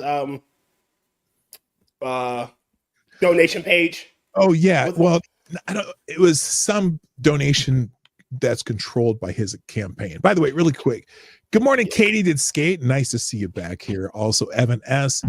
and someone else. Here, while there's a quick interval, mind if I just jump in? I was just going to say, wish you good luck, and I got to hop out because my mom will be here shortly. Oh, okay. Well, congratulations, my friend. Yes, Take very care, congratulations. JB, and give your best to your mom. We'll do. I'll just be in the chat. I'm just going to hop out of here. All right, sounds good. Okay. Well, thank you. Thanks for All right, see ya. No problem, dudes. Take care. All right. And good morning, Stefania, too. Oh, and by the way, a quick super chat from Renee Mayette. Thank you, my dear. Congrats on your 1,500 stream. Give my love to Lady Boomer. I will do that. Oh, she yeah. just left. She just I wanted to mention something. I said it in chat, but I want to say it here. All right. It's because of you and Scribe that I have the show. I do the shows that I did. Oh, awesome. I met you because I was a fan of Scribe, and I met you there, and I joined your stream and joined your channel and your stuff. You encouraged me, and I met up with Hellcat, who I met up with Rotten, and me and Rotten started doing movie reviews. Rotten, you, Hellcat, and a bunch of other people I met through Hellcat's server, Discord, encouraged me. So now I hopped on and started doing my streams. Fast forward, 100 episodes in, and then 2 other shows that I do throughout the week. So I owe my shows to you and Squat. Well, thank you. I know you do your game streams here and there too. I've popped into a few of those. It's all good, my friend. That's fun. So, and I've been with you since sorry. Go ahead. I've been with you since you and Scribe guest host on the AAA back in 23. Oh wow. Okay. Yeah. Oh yeah. I forgot about that. I did that too. And I told you back then, like those of us on the AAA, we support our hosts. Yeah. And that's great. I appreciate it. That's awesome. I forgot I did those. Oh yeah, I'm a minion. I haven't been there for a while, but Ty, you're on Minions every once in a while, right? No, I am a minion. You are a minion. Okay. Yep, I'm a minion of the year. I host on Mondays. As a matter of fact, my gaming stream with Mitch Nemo and Willa Forge and a few others is tonight. Oh, okay. Yeah, Mitch. Mitch. I did one with him a long time ago, and then there's also Arthur. I need to get him. I haven't had the pleasure of speaking with Arthur Nix, but if Mitch Nemo vouches for him, because I do 3 shows. I do at least 2 shows with Mitch. Me and Mitch are always together. Awesome. Well, that's good. I did not know that connection until I saw you guys. You had I can't remember what it was. I saw you guys doing. I'm like, wait a minute, how do these two know each other? I met Mitch through James Colley. Again, circling back to you, because I met James Colley through Rotten, who I met through Hellcat, who I met through you. Hellcat, my original viewer, the very first person to log in or to jump into the chat on my stream ever. Him and Hate Camel. So that's very cool. All right, let's see real quick. I'm just scrolling down here if there's anything I can kind of put in here. Oh, I just want to shout out to my okay. One thing is I do live in Texas, but I was born in Tennessee. Okay. And my Volunteers just made it past the second round of the championship. Okay. I feel bad. So, as you know, I was rooting for the Drake Bulldogs because that's where I went to school. And, we just got this coach this year, and he went 30-3 in the regular season, then ended up being 31-4 as they got bounced by Texas A&M. And the very next morning, our coach got hired away by the University of Iowa. Ouch. Listen, Drake's made the tournament, I think, the last 4 out of the last 5 years with 3 different coaches, 2 of which were one and done, and 1 lasted 2 years, and he's done. Now, our other coach, who was before this coach, just got hired by the University of Indiana. So I guess Drake is going to become a stepping stone for coaches who are looking for Big Ten jobs. Next one will probably go to the Gophers. I don't know, or maybe one of this guy's McCollum's assistants will go to the Gophers. So I'm not bitter about teams that made it the Sweet 16. Congratulations if your teams have made it. Congratulations if you have a perfect bracket still, which would be really shocking. Although there were 32,000. There were 32,000 perfect brackets just on the CBS site still. After those first games, after the first round games of 64, that means there are 32,000 people that picked both Drake and McNeese State to advance. How that happened, I have no idea. Hey. So anyway. Oh, so I know the men's team's out, but how's the women's team? I haven't watched a second of it yet. And I got something about that. Oh, you do? No. I'm talking about the. I heard how the women's team are saying they should be paid like the men's team. And, in the WNBA, yeah. Yeah, and the entire time I'm thinking, I'm like, no one watches you. Yeah. Like why you're being subsidized by the NBA? Like they're paying for you. Like you don't want to be paid like that because you wouldn't be able to play. No, the WNBA lost $40 million last year. And because part of that they started going on private jets and whatever. And I don't think I'm not sure that the WNBA could survive a strike because there's some players talking about striking for better pay. We deserve it because we play a basketball too. Well, you know who else plays basketball too? My third grade grandnephew, and he ain't getting paid either. You got. Look, like honestly, no one watches the WNBA. Like, remember the Brittany Griner stuff? Like, why did she gotta go over to another country to play? Why she gotta do that? Because that's where the fans are. Apparently, their viewership was up significantly last year because Indiana Fever, Caitlin Clark had this huge following. Here's why Caitlin Clark had such a huge following in college, because she played at the University of Iowa. And there's not a lot of sports competition in Iowa. And Iowa, the people who are at Iowa, that school, are extremely loyal to their teams that are winning. And Iowa women's basketball has had a huge following since the 80s because they've always been good at women's basketball. Caitlin Clark was starting to become a phenomenon her sophomore year at the University of Iowa, and by her junior year, they're in the NCAA championships, right? And their fans are rabid, and their fans, because they're so rabid, travel. Well, the Big Ten has, including this year, now they have all the biggest major media markets except for in the South. But they have all these huge media markets, and their Iowa fans would go fill stadiums in everywhere they go. They would travel with them.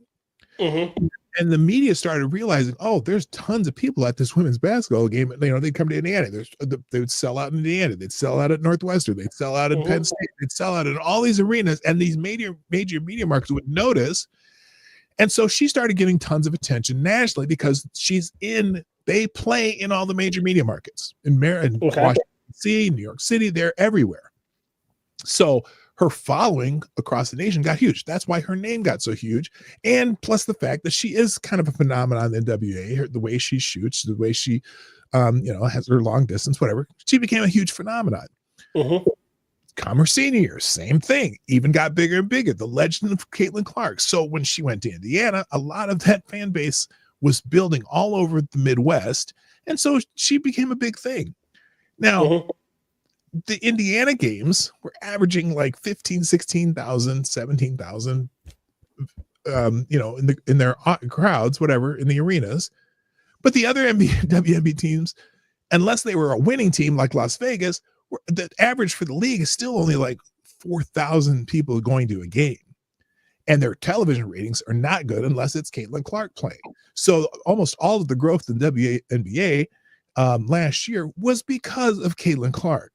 And not Angel Reese, although they got a little bit more attention because the rivalry between Caitlin Clark and Angel Reese, but Angel Reese is a non-factor, really. I mean, yes, she had her double streak, whatever that was, but she's terrible. And watching, he has a McDonald's burger now. I know.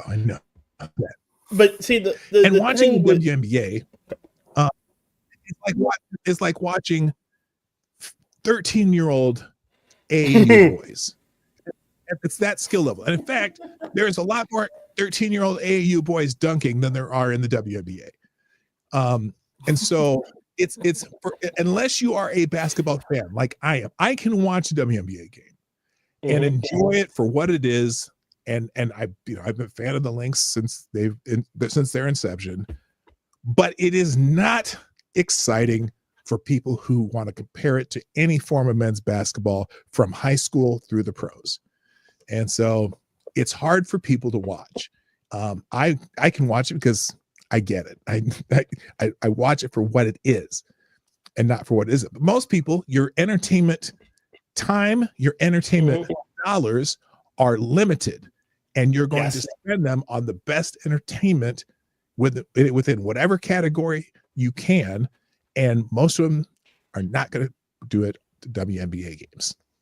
And I think the half of that is a rod of people like Angel Reese's own making. Instead of embracing Caitlin Clark and trying to, play better than her or, bring more attention and spotlight, they did what women normally do and attacked her. Sometimes, literally. Like when the spotlight was on her, a rising tide lifts all ships, and she was the rising tide. And had y'all rolled with her instead of trying to break her, y'all arose with her because she's bringing more attention. Oh, well, I got to beat Caitlin Clark, and show them that I'm just as good or if not better. And then y'all could have had a little media rivalry. Caitlin Clark thinks she this, she thinks she bad. Play it up and then use that momentum to elevate, the profile of the game. There was a lot of jealousy in the league, and part of it is because women be women. In that, well, the junior,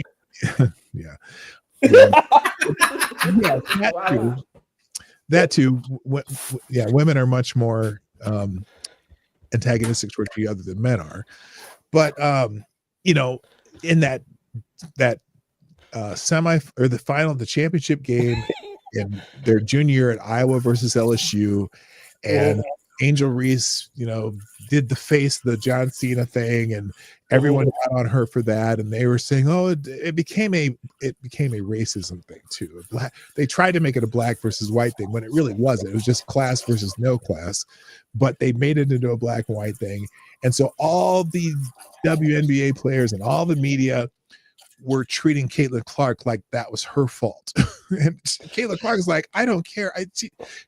Caitlin Clark may have been the classiest person in the entire planet, just brushing all that off and just talking about basketball. But you know the old saying about Warren Sapp, he's the dirtiest player in the game. He played that up. He used that to elevate his profile. Him being the dirtiest player in the game became like literally his catchphrase. I show Ric Flair all the time. He's the dirtiest player in the game. He used that for his own momentum, and she could have used that. She's the dirtiest player in the game, and again, that rivalry could have spurred on. Oh well, shit. Let's give more attention to this team, and now you got other people trying to emulate it. It did get more attention to Angel Reese, but the other part too is when you compare the two, Caitlin Clark's skill set is so much higher, but they chose to play up the rivalry by focusing on this double streak by Angel Reese. But anyone who knows basketball knows there is no rivalry. There's no comparison between the two as far as rookie players. And so, and that's the other thing. Instead of just letting the game be what it is, they tried to play up that rivalry, and I think it backfired on them quite a bit. Real quick. Oh, I see Carlos. Hang on a second. Is there someone phone ringing or something in there? Nope. Sorry, it's my tablet booting up. Oh, okay. That's cool. All right, real quick. Let me add, it's Carlos. Welcome, Reaction Puerto Rico, my good friend. Hey there. You lovely island. Lovely island. And these ceases. Artie, congratulations on 1,500 episodes. Thank you so much, man. And you either love consistency or a glutton for punishment. Glutton for punishment. Little both. Glutton for punishment. What's up, yeah. brother?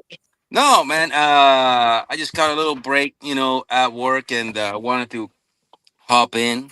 And funny thing is that I first time I met Marty was at the Hotep Con over there Las in Vegas. Vegas. Yes, that was great. And I saw this dude. I saw this dude over there sitting down on a table with a DJI, like doing a live stream. And I was like, man, this guy is like really hustling out here. He doesn't care the time, the place, whatever. And then eventually we got to talking, and then I got to his channel and saw the travels and everything. And I was like, okay, I can, because I had my channel, I was doing other stuff. But then I was like, okay, there's other stuff that I can do, you know. So, Marty, believe it or not, you've inspired a bunch of people to like open channels or make them bigger or go different avenues. So thank you for the inspiration, sir. Well, that's awesome. I hope you all who do this go far beyond what I'm doing. I wish you all the greatest of success. Now, the other thing, and I'm glad you popped in, Carlos, because, we talked about immigration for a while. And when I put that first 60 days of the Trump administration, what are your biggest pros and cons? I think you might have an opinion here.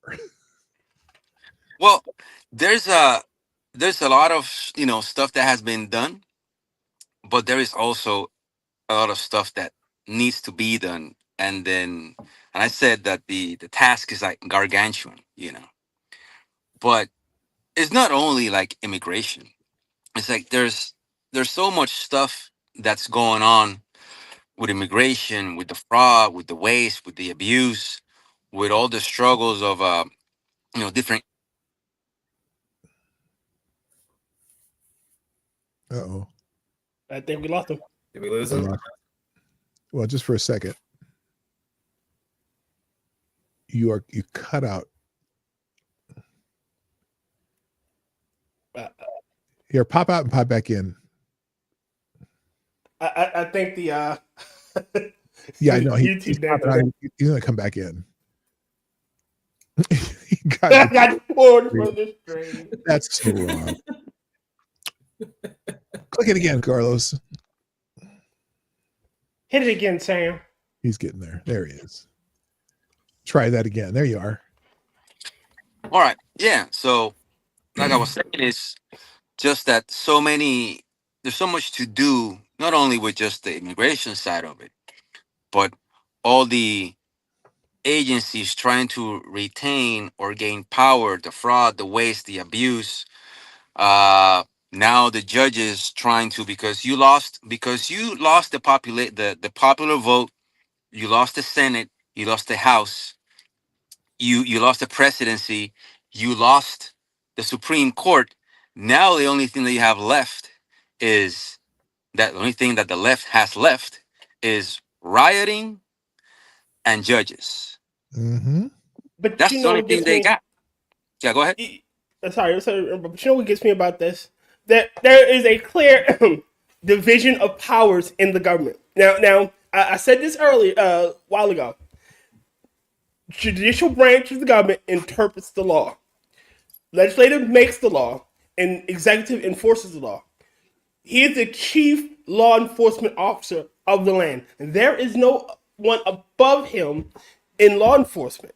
If he decides that deporting a whole bunch of people that shouldn't be here, they're illegally here, under the purview of the law, which has been interpreted by the judicial branch as something he could do, how can a lower judge overrule him? That makes no fucking sense to me. Sorry. Well, I mean, if Marbury versus Madison, basically. This is all things that they're trying to. The one thing that, Trump does, and that a lot of presidents don't do, or they only do it like once during the administration, maybe two, is push the issue. Here, keep talking for a second. I gotta pop out for a second. So he has to push the issue, right? So all these other presidents, because everything was about the tradition, rule. But how do you fight back against people who are purposely misinterpreting the rules and jumping through loopholes and technicalities, or making them up whole cloth? Oh shit! Both of them dropped. We lost them again. Oh god, no! Well, we're charge of the chat. We're in charge of the stream right now. We have subverted Megatron. Starscream is in control. Well, I think part of it is these judges think that they're fighting for this to save democracy, even though I don't know how many times we've repeated over and over again, we're not a democracy, we're a constitutional republic.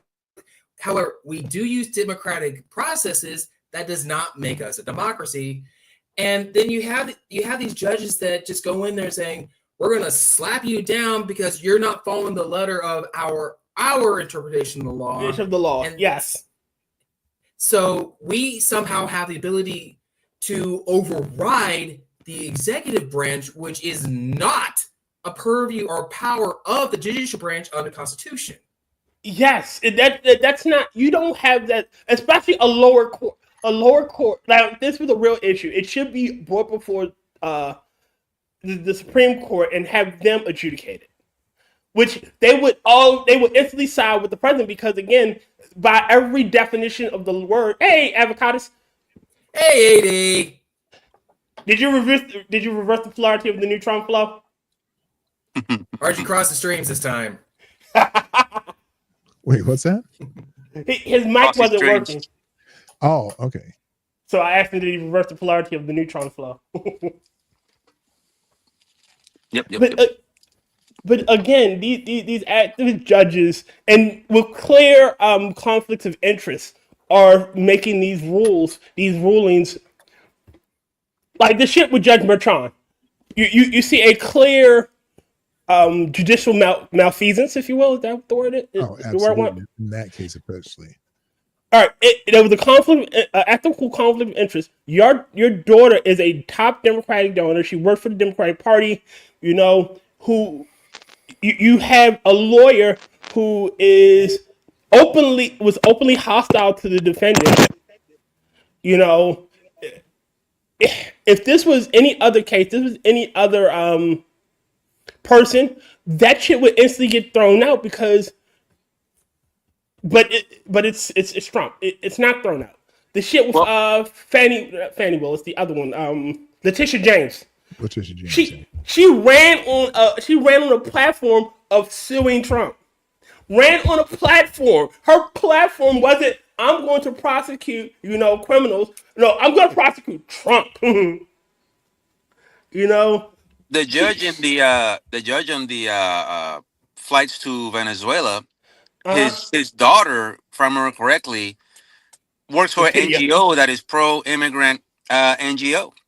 Yeah. So all these judges should have recused themselves from these cases. They're not. But they should, but they won't, because they know that they're gonna be protected no matter what. Plus, they're a point over there. The only way that you can get them out is for impeachment, and in order for you to impeach a judge, it takes a lot.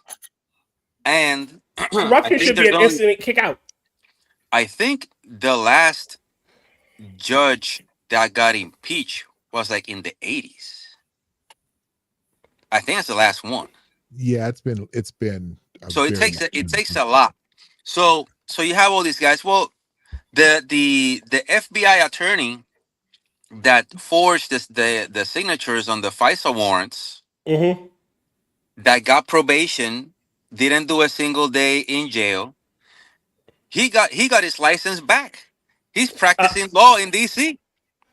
I want to say this. I'm not sad when I say this, but I think Hillary, when you couldn't produce the email service and you had not Comer, Strzok. Comey? No, it was Strzok. It was Peter Strzok. Oh, Peter Strzok. Oh yeah, we looked at him and yeah, she did something wrong, but we're not going to charge her. What? Like, what did you just say? That there was no ill intent. That intent is. Ignorance of the law is not protection of the law or defense of the law. Purposely destroying subpoena materials is a federal crime, isn't it? Yes. Also on top of that, she's a trap. the attorneys that she had, because remember they said, we went through the email and we did keyword searches. Yeah. So they just did this blanket search. So did those attorneys that you hired, to Did they do have these clearance to searches. read that shit? Exactly. Because you can have top secret clearance or secret clearance, but that doesn't mean that you have access to everything. Because this is technically my wheelhouse. There is a It's certain level compartmentalized, yeah. SCI. No. GSI. Oh, that's No, right. no, You like this. wait, hold up. That's right. You both work for the government. Yeah, there's levels of like this classified, top secret, classified, and then the key word is a need to know. No, yeah. If you don't have a need to know, you don't have access to that shit. Right. Like, the same thing. That's the same case I brought for Joe Biden. When he was a senator, he did not. When he wasn't a senator, he did not have the need to know anymore. He should have turned all that shit over. That's right. Yeah, but security clearances are the golden parachute in DC. It is the golden parachute, but still, it's still a level of right. I mean, if you're done, yeah, you gotta turn that shit over. You should just yank the clearance. Yeah, you should. They should instantly yank the clearance. Unless you are serving a need, and like let's say you have an ex-president that let's say Obama still has his wits about him. That you can use that president to go out and do certain things, as an ambassador. Well, yes, but like when you know that this another president still is not in his full faculties, to pull his clearance. Jimmy Carter shouldn't have had the clearance as long as he had it. No, Jimmy Carter. Who's getting his briefings? Who's reading it? Not him. Don't you talk shit on my Peanut Man. Yeah, Peanut Man. Jimmy Carter. All right, to be fair, Jimmy Carter was a. Let me do something real quick. Thank you, Chicago Mike. Chicago Mike dropped a 17 in the tip jar on Streamlabs, saying, "Congratulations on 1,500 shows. I would love to call in, but I'm recovering from oral surgery. I want AOC or David Hogg to run for president when she's eligible, just for more material for you, Marty." Oh my God! Could the gods of the political realm, please, Lord, let AOC run for president? No, that would be amazing. That would be a comedy show of the last 25 years that people would put it on pay-per-view. Hold on. I got the ticket. I got the ticket right here. It's AOC, David Hogg. It's the ass and the hog. Come on now.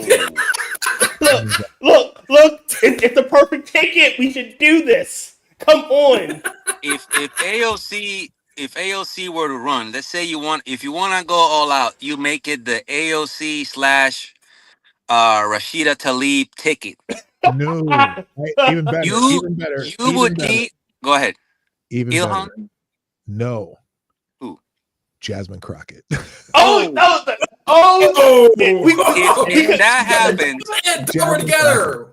if that happens, you need a 24-hour, 365 live stream with 8-hour shifts to cover. Hold on, I have their slogan. I need Horatio Nelson. With that slogan, say, Horatio Nelson, what's up? Hello, I'm here to provide the perspective of a white person on the panel. Congratulations for your episode 1400. Carrot's not just white. He just, he just got a better tan than you. It's okay. Well, yeah, because I've been the last 2 days out in the mulch pit at work. So yeah, I've been in the sun. You live in Texas. You gotta be darker than that. Anyway, Horatio, what's up? I'm just here to congratulate you on 1,500 episodes or whatever. Congratulations. Thank you very much. Yes. I'm just getting off work and saw that you're live, so I figured I'll jump in. Here I am to disrupt the show. Okay, well, it's not disrupted. You're supposed to be here. Tyre, you said you had a slogan for the the AOC Crockett. It's twerking for votes. No, I got a better one. I got a better one. It would be Crank and Ratchet. That's what I was thinking. Crank and Ratchet. I still want to see the Tlaib Ilhan ticket. I think Ilhan should run for president. Brothers Fuckers United. Rashida Taliban? Yes, Rashida Taliban and Ilhan, she should run. And again, the brother fucker's ticket. That's what it should be. Dog, well, even though Omar can't run because she's not a natural-born citizen. Oh, that's well, right. neither was Kamala, but look what they did for her. Ted Cruz. No, Kamala. Wait, no. Kamala was a natural-born citizen. Okay, let me ask you a question, guys. Let's get serious about this though. Okay. Is there any potential candidate from the Democratic side? We're gonna do both parties. Just, and I'm gonna ask you one at a time. Okay. Who do you think most likely at this point in time would be the most likely Democratic nominee who could maybe win? Kara Soldier. Oh man. Well, we can't go with Kamala because she was proven to be an utter disaster and failure.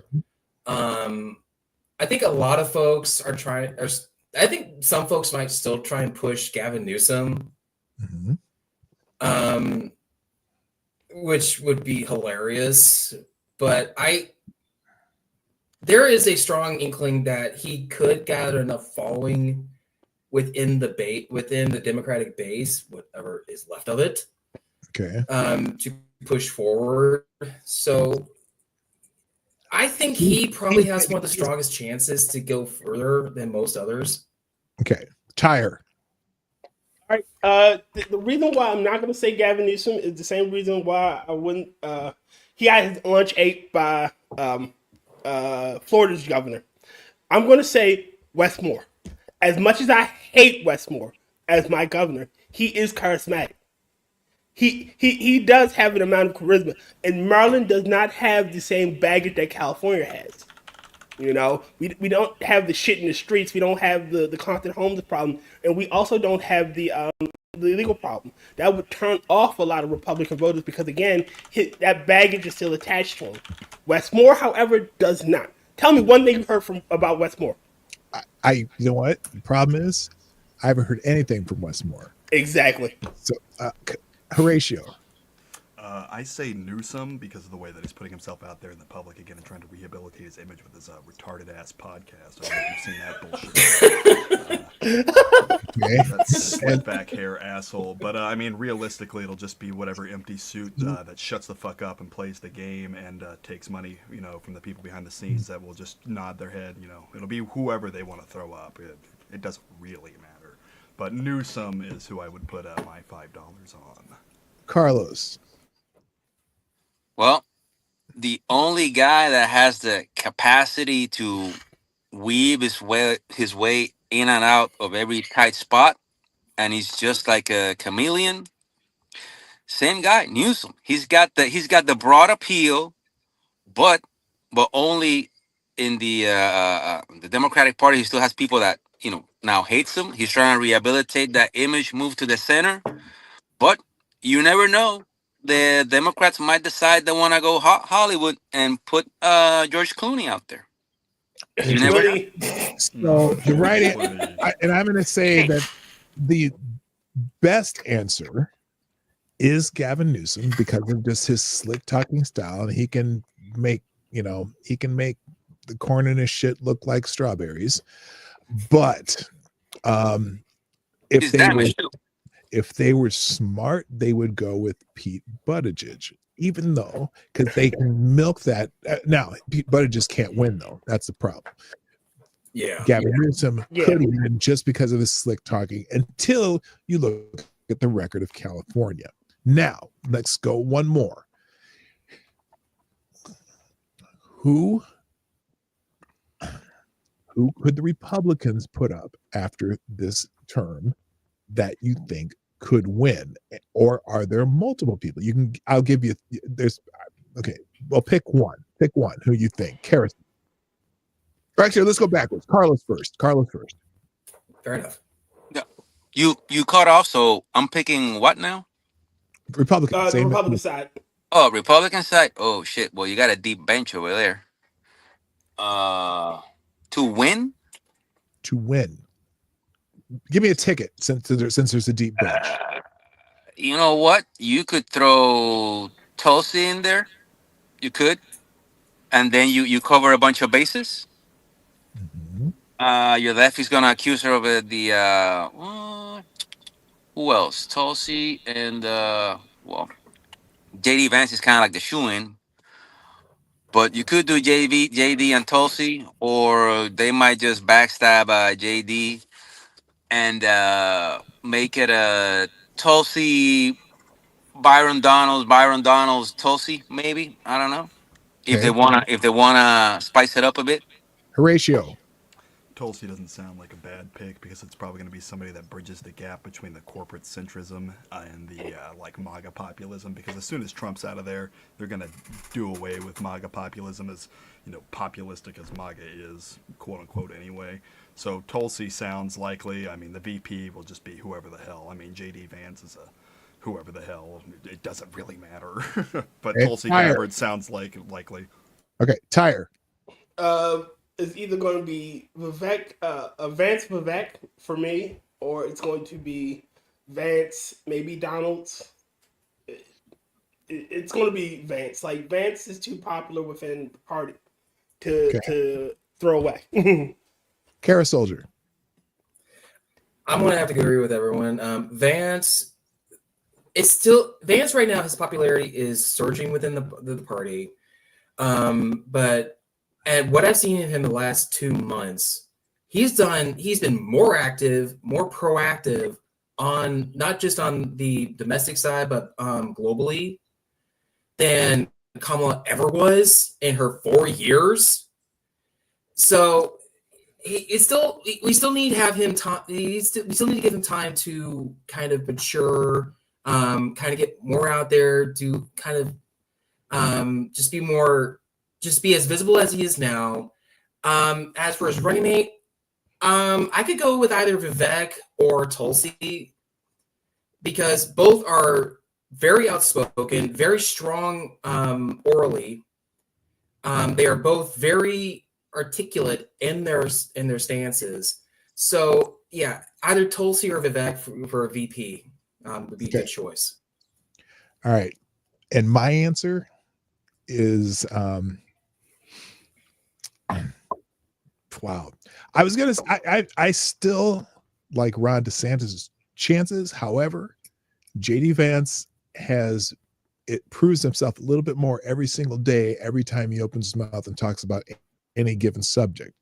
And I would say a Vance Byron Donald ticket. I'm not convinced that Tulsi Gabbard can be on a ticket at least in the next cycle, unless, look, I think too many Republicans have questions about her, even though they like what she's doing. I think too many Republicans have questions about her. So that's mine. All right, let's finish up with one last question, and then I got to get out of here, guys. So the last question I'm going to ask, what is the number one thing that you see, or the number one thing that Trump, oh shoot, what was the question I had? The best thing Trump has done in his first 60 days.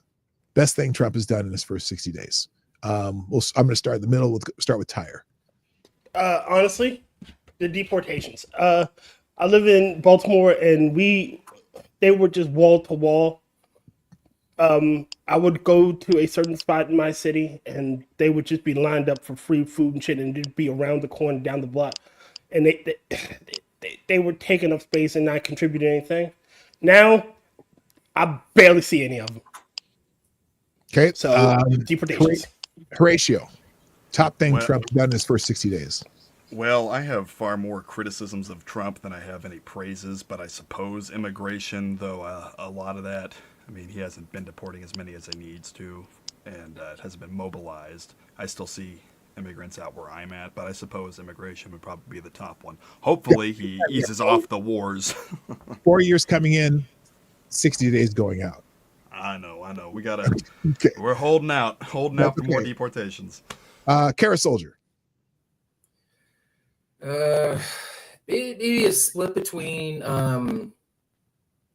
the immigration policies, or the fact that the moment he got in, everyone was scrambling to put up ceasefires. Yep, that's a good one too. That's a good one. And Carlos. Yeah, with me, so yeah. Internationally, the Ukraine situation. Nationally, telling people, hey, pack it up. We're gonna secure this, and law and order is back. You got to go. You don't. If you don't have borders, you don't have a country, because a country is borders, language, and culture. If you don't have that, you're done, son. All right. And I'm going to give you the correct answer, and then we're getting out of here. The correct answer is the correct answer. Number one thing Donald Trump has accomplished or done in his first 60 days.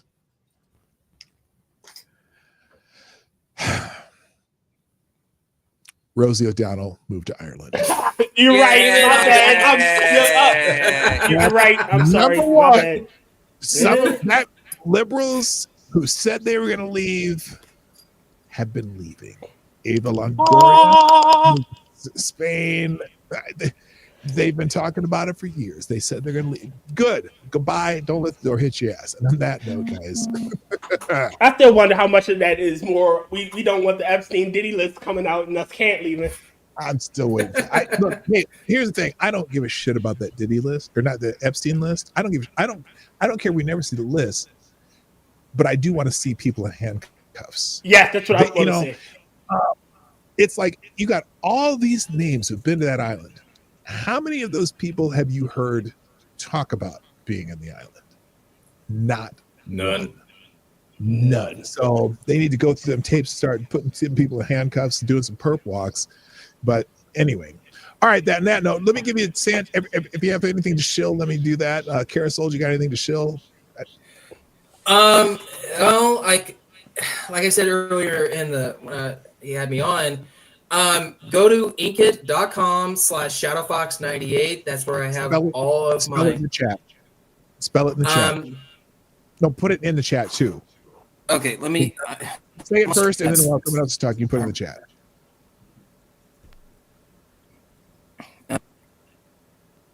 Oh, now your mic went up. Dead air. I want to shout out P-Dog Knight and be sure to tune in to his 1501 episode. Also, Stuttering John Melendez pussied out, so you can't go watch his show, but I would recommend Who Are These Podcasts to the however many of you want to watch shitty podcasts get torn apart. It's pretty funny. All right, I don't do it, but whatever. It's a good show. Cool. All right, thank you. And Tyre, you want to chill?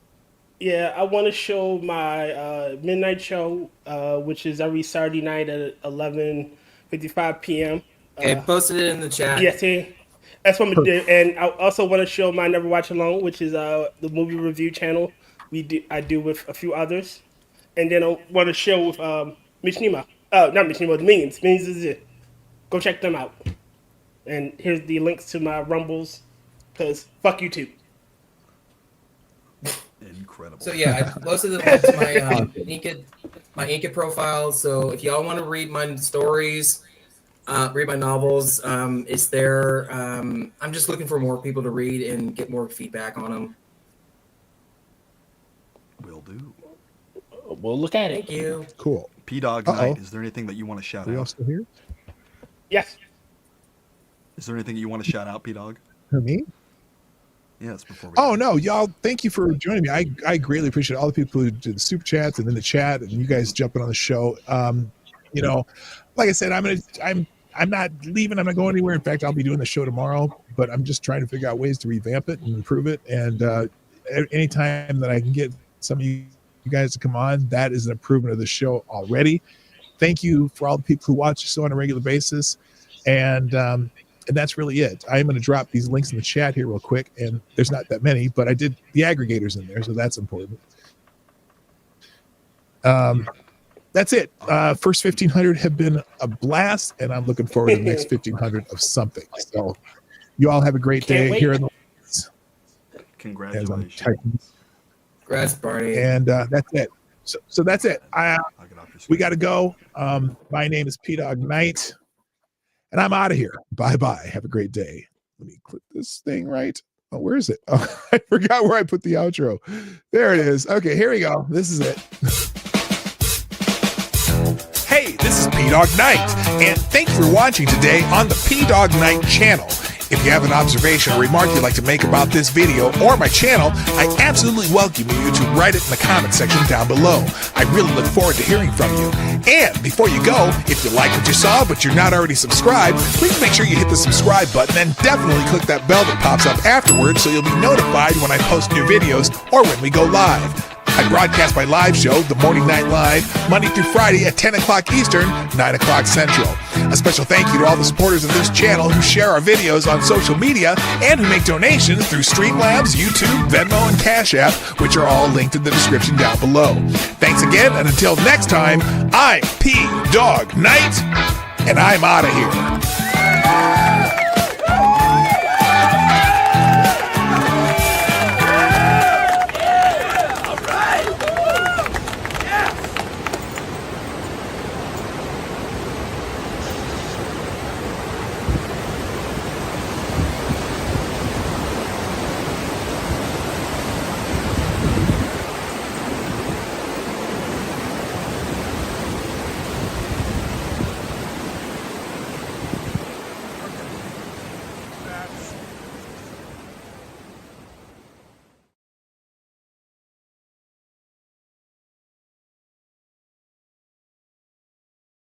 Okay, if you're still here, I missed a Streamlabs. I apologize to Avocados Diabli. Thank you for dropping that small bullet. The tip jar says the Democrats should employ tire services to reanimate the corpse of Harold Washington to run for president. 1, he is black, and 2, he likes to wear women's underwear. That hits all the demographics. So there you go. Thank you, AD. I'm going to read that one again tomorrow just for those who missed it. So there you go. I got to go. Goodbye. I'm P-Dog Knight, and I'm out of here. Have a great day.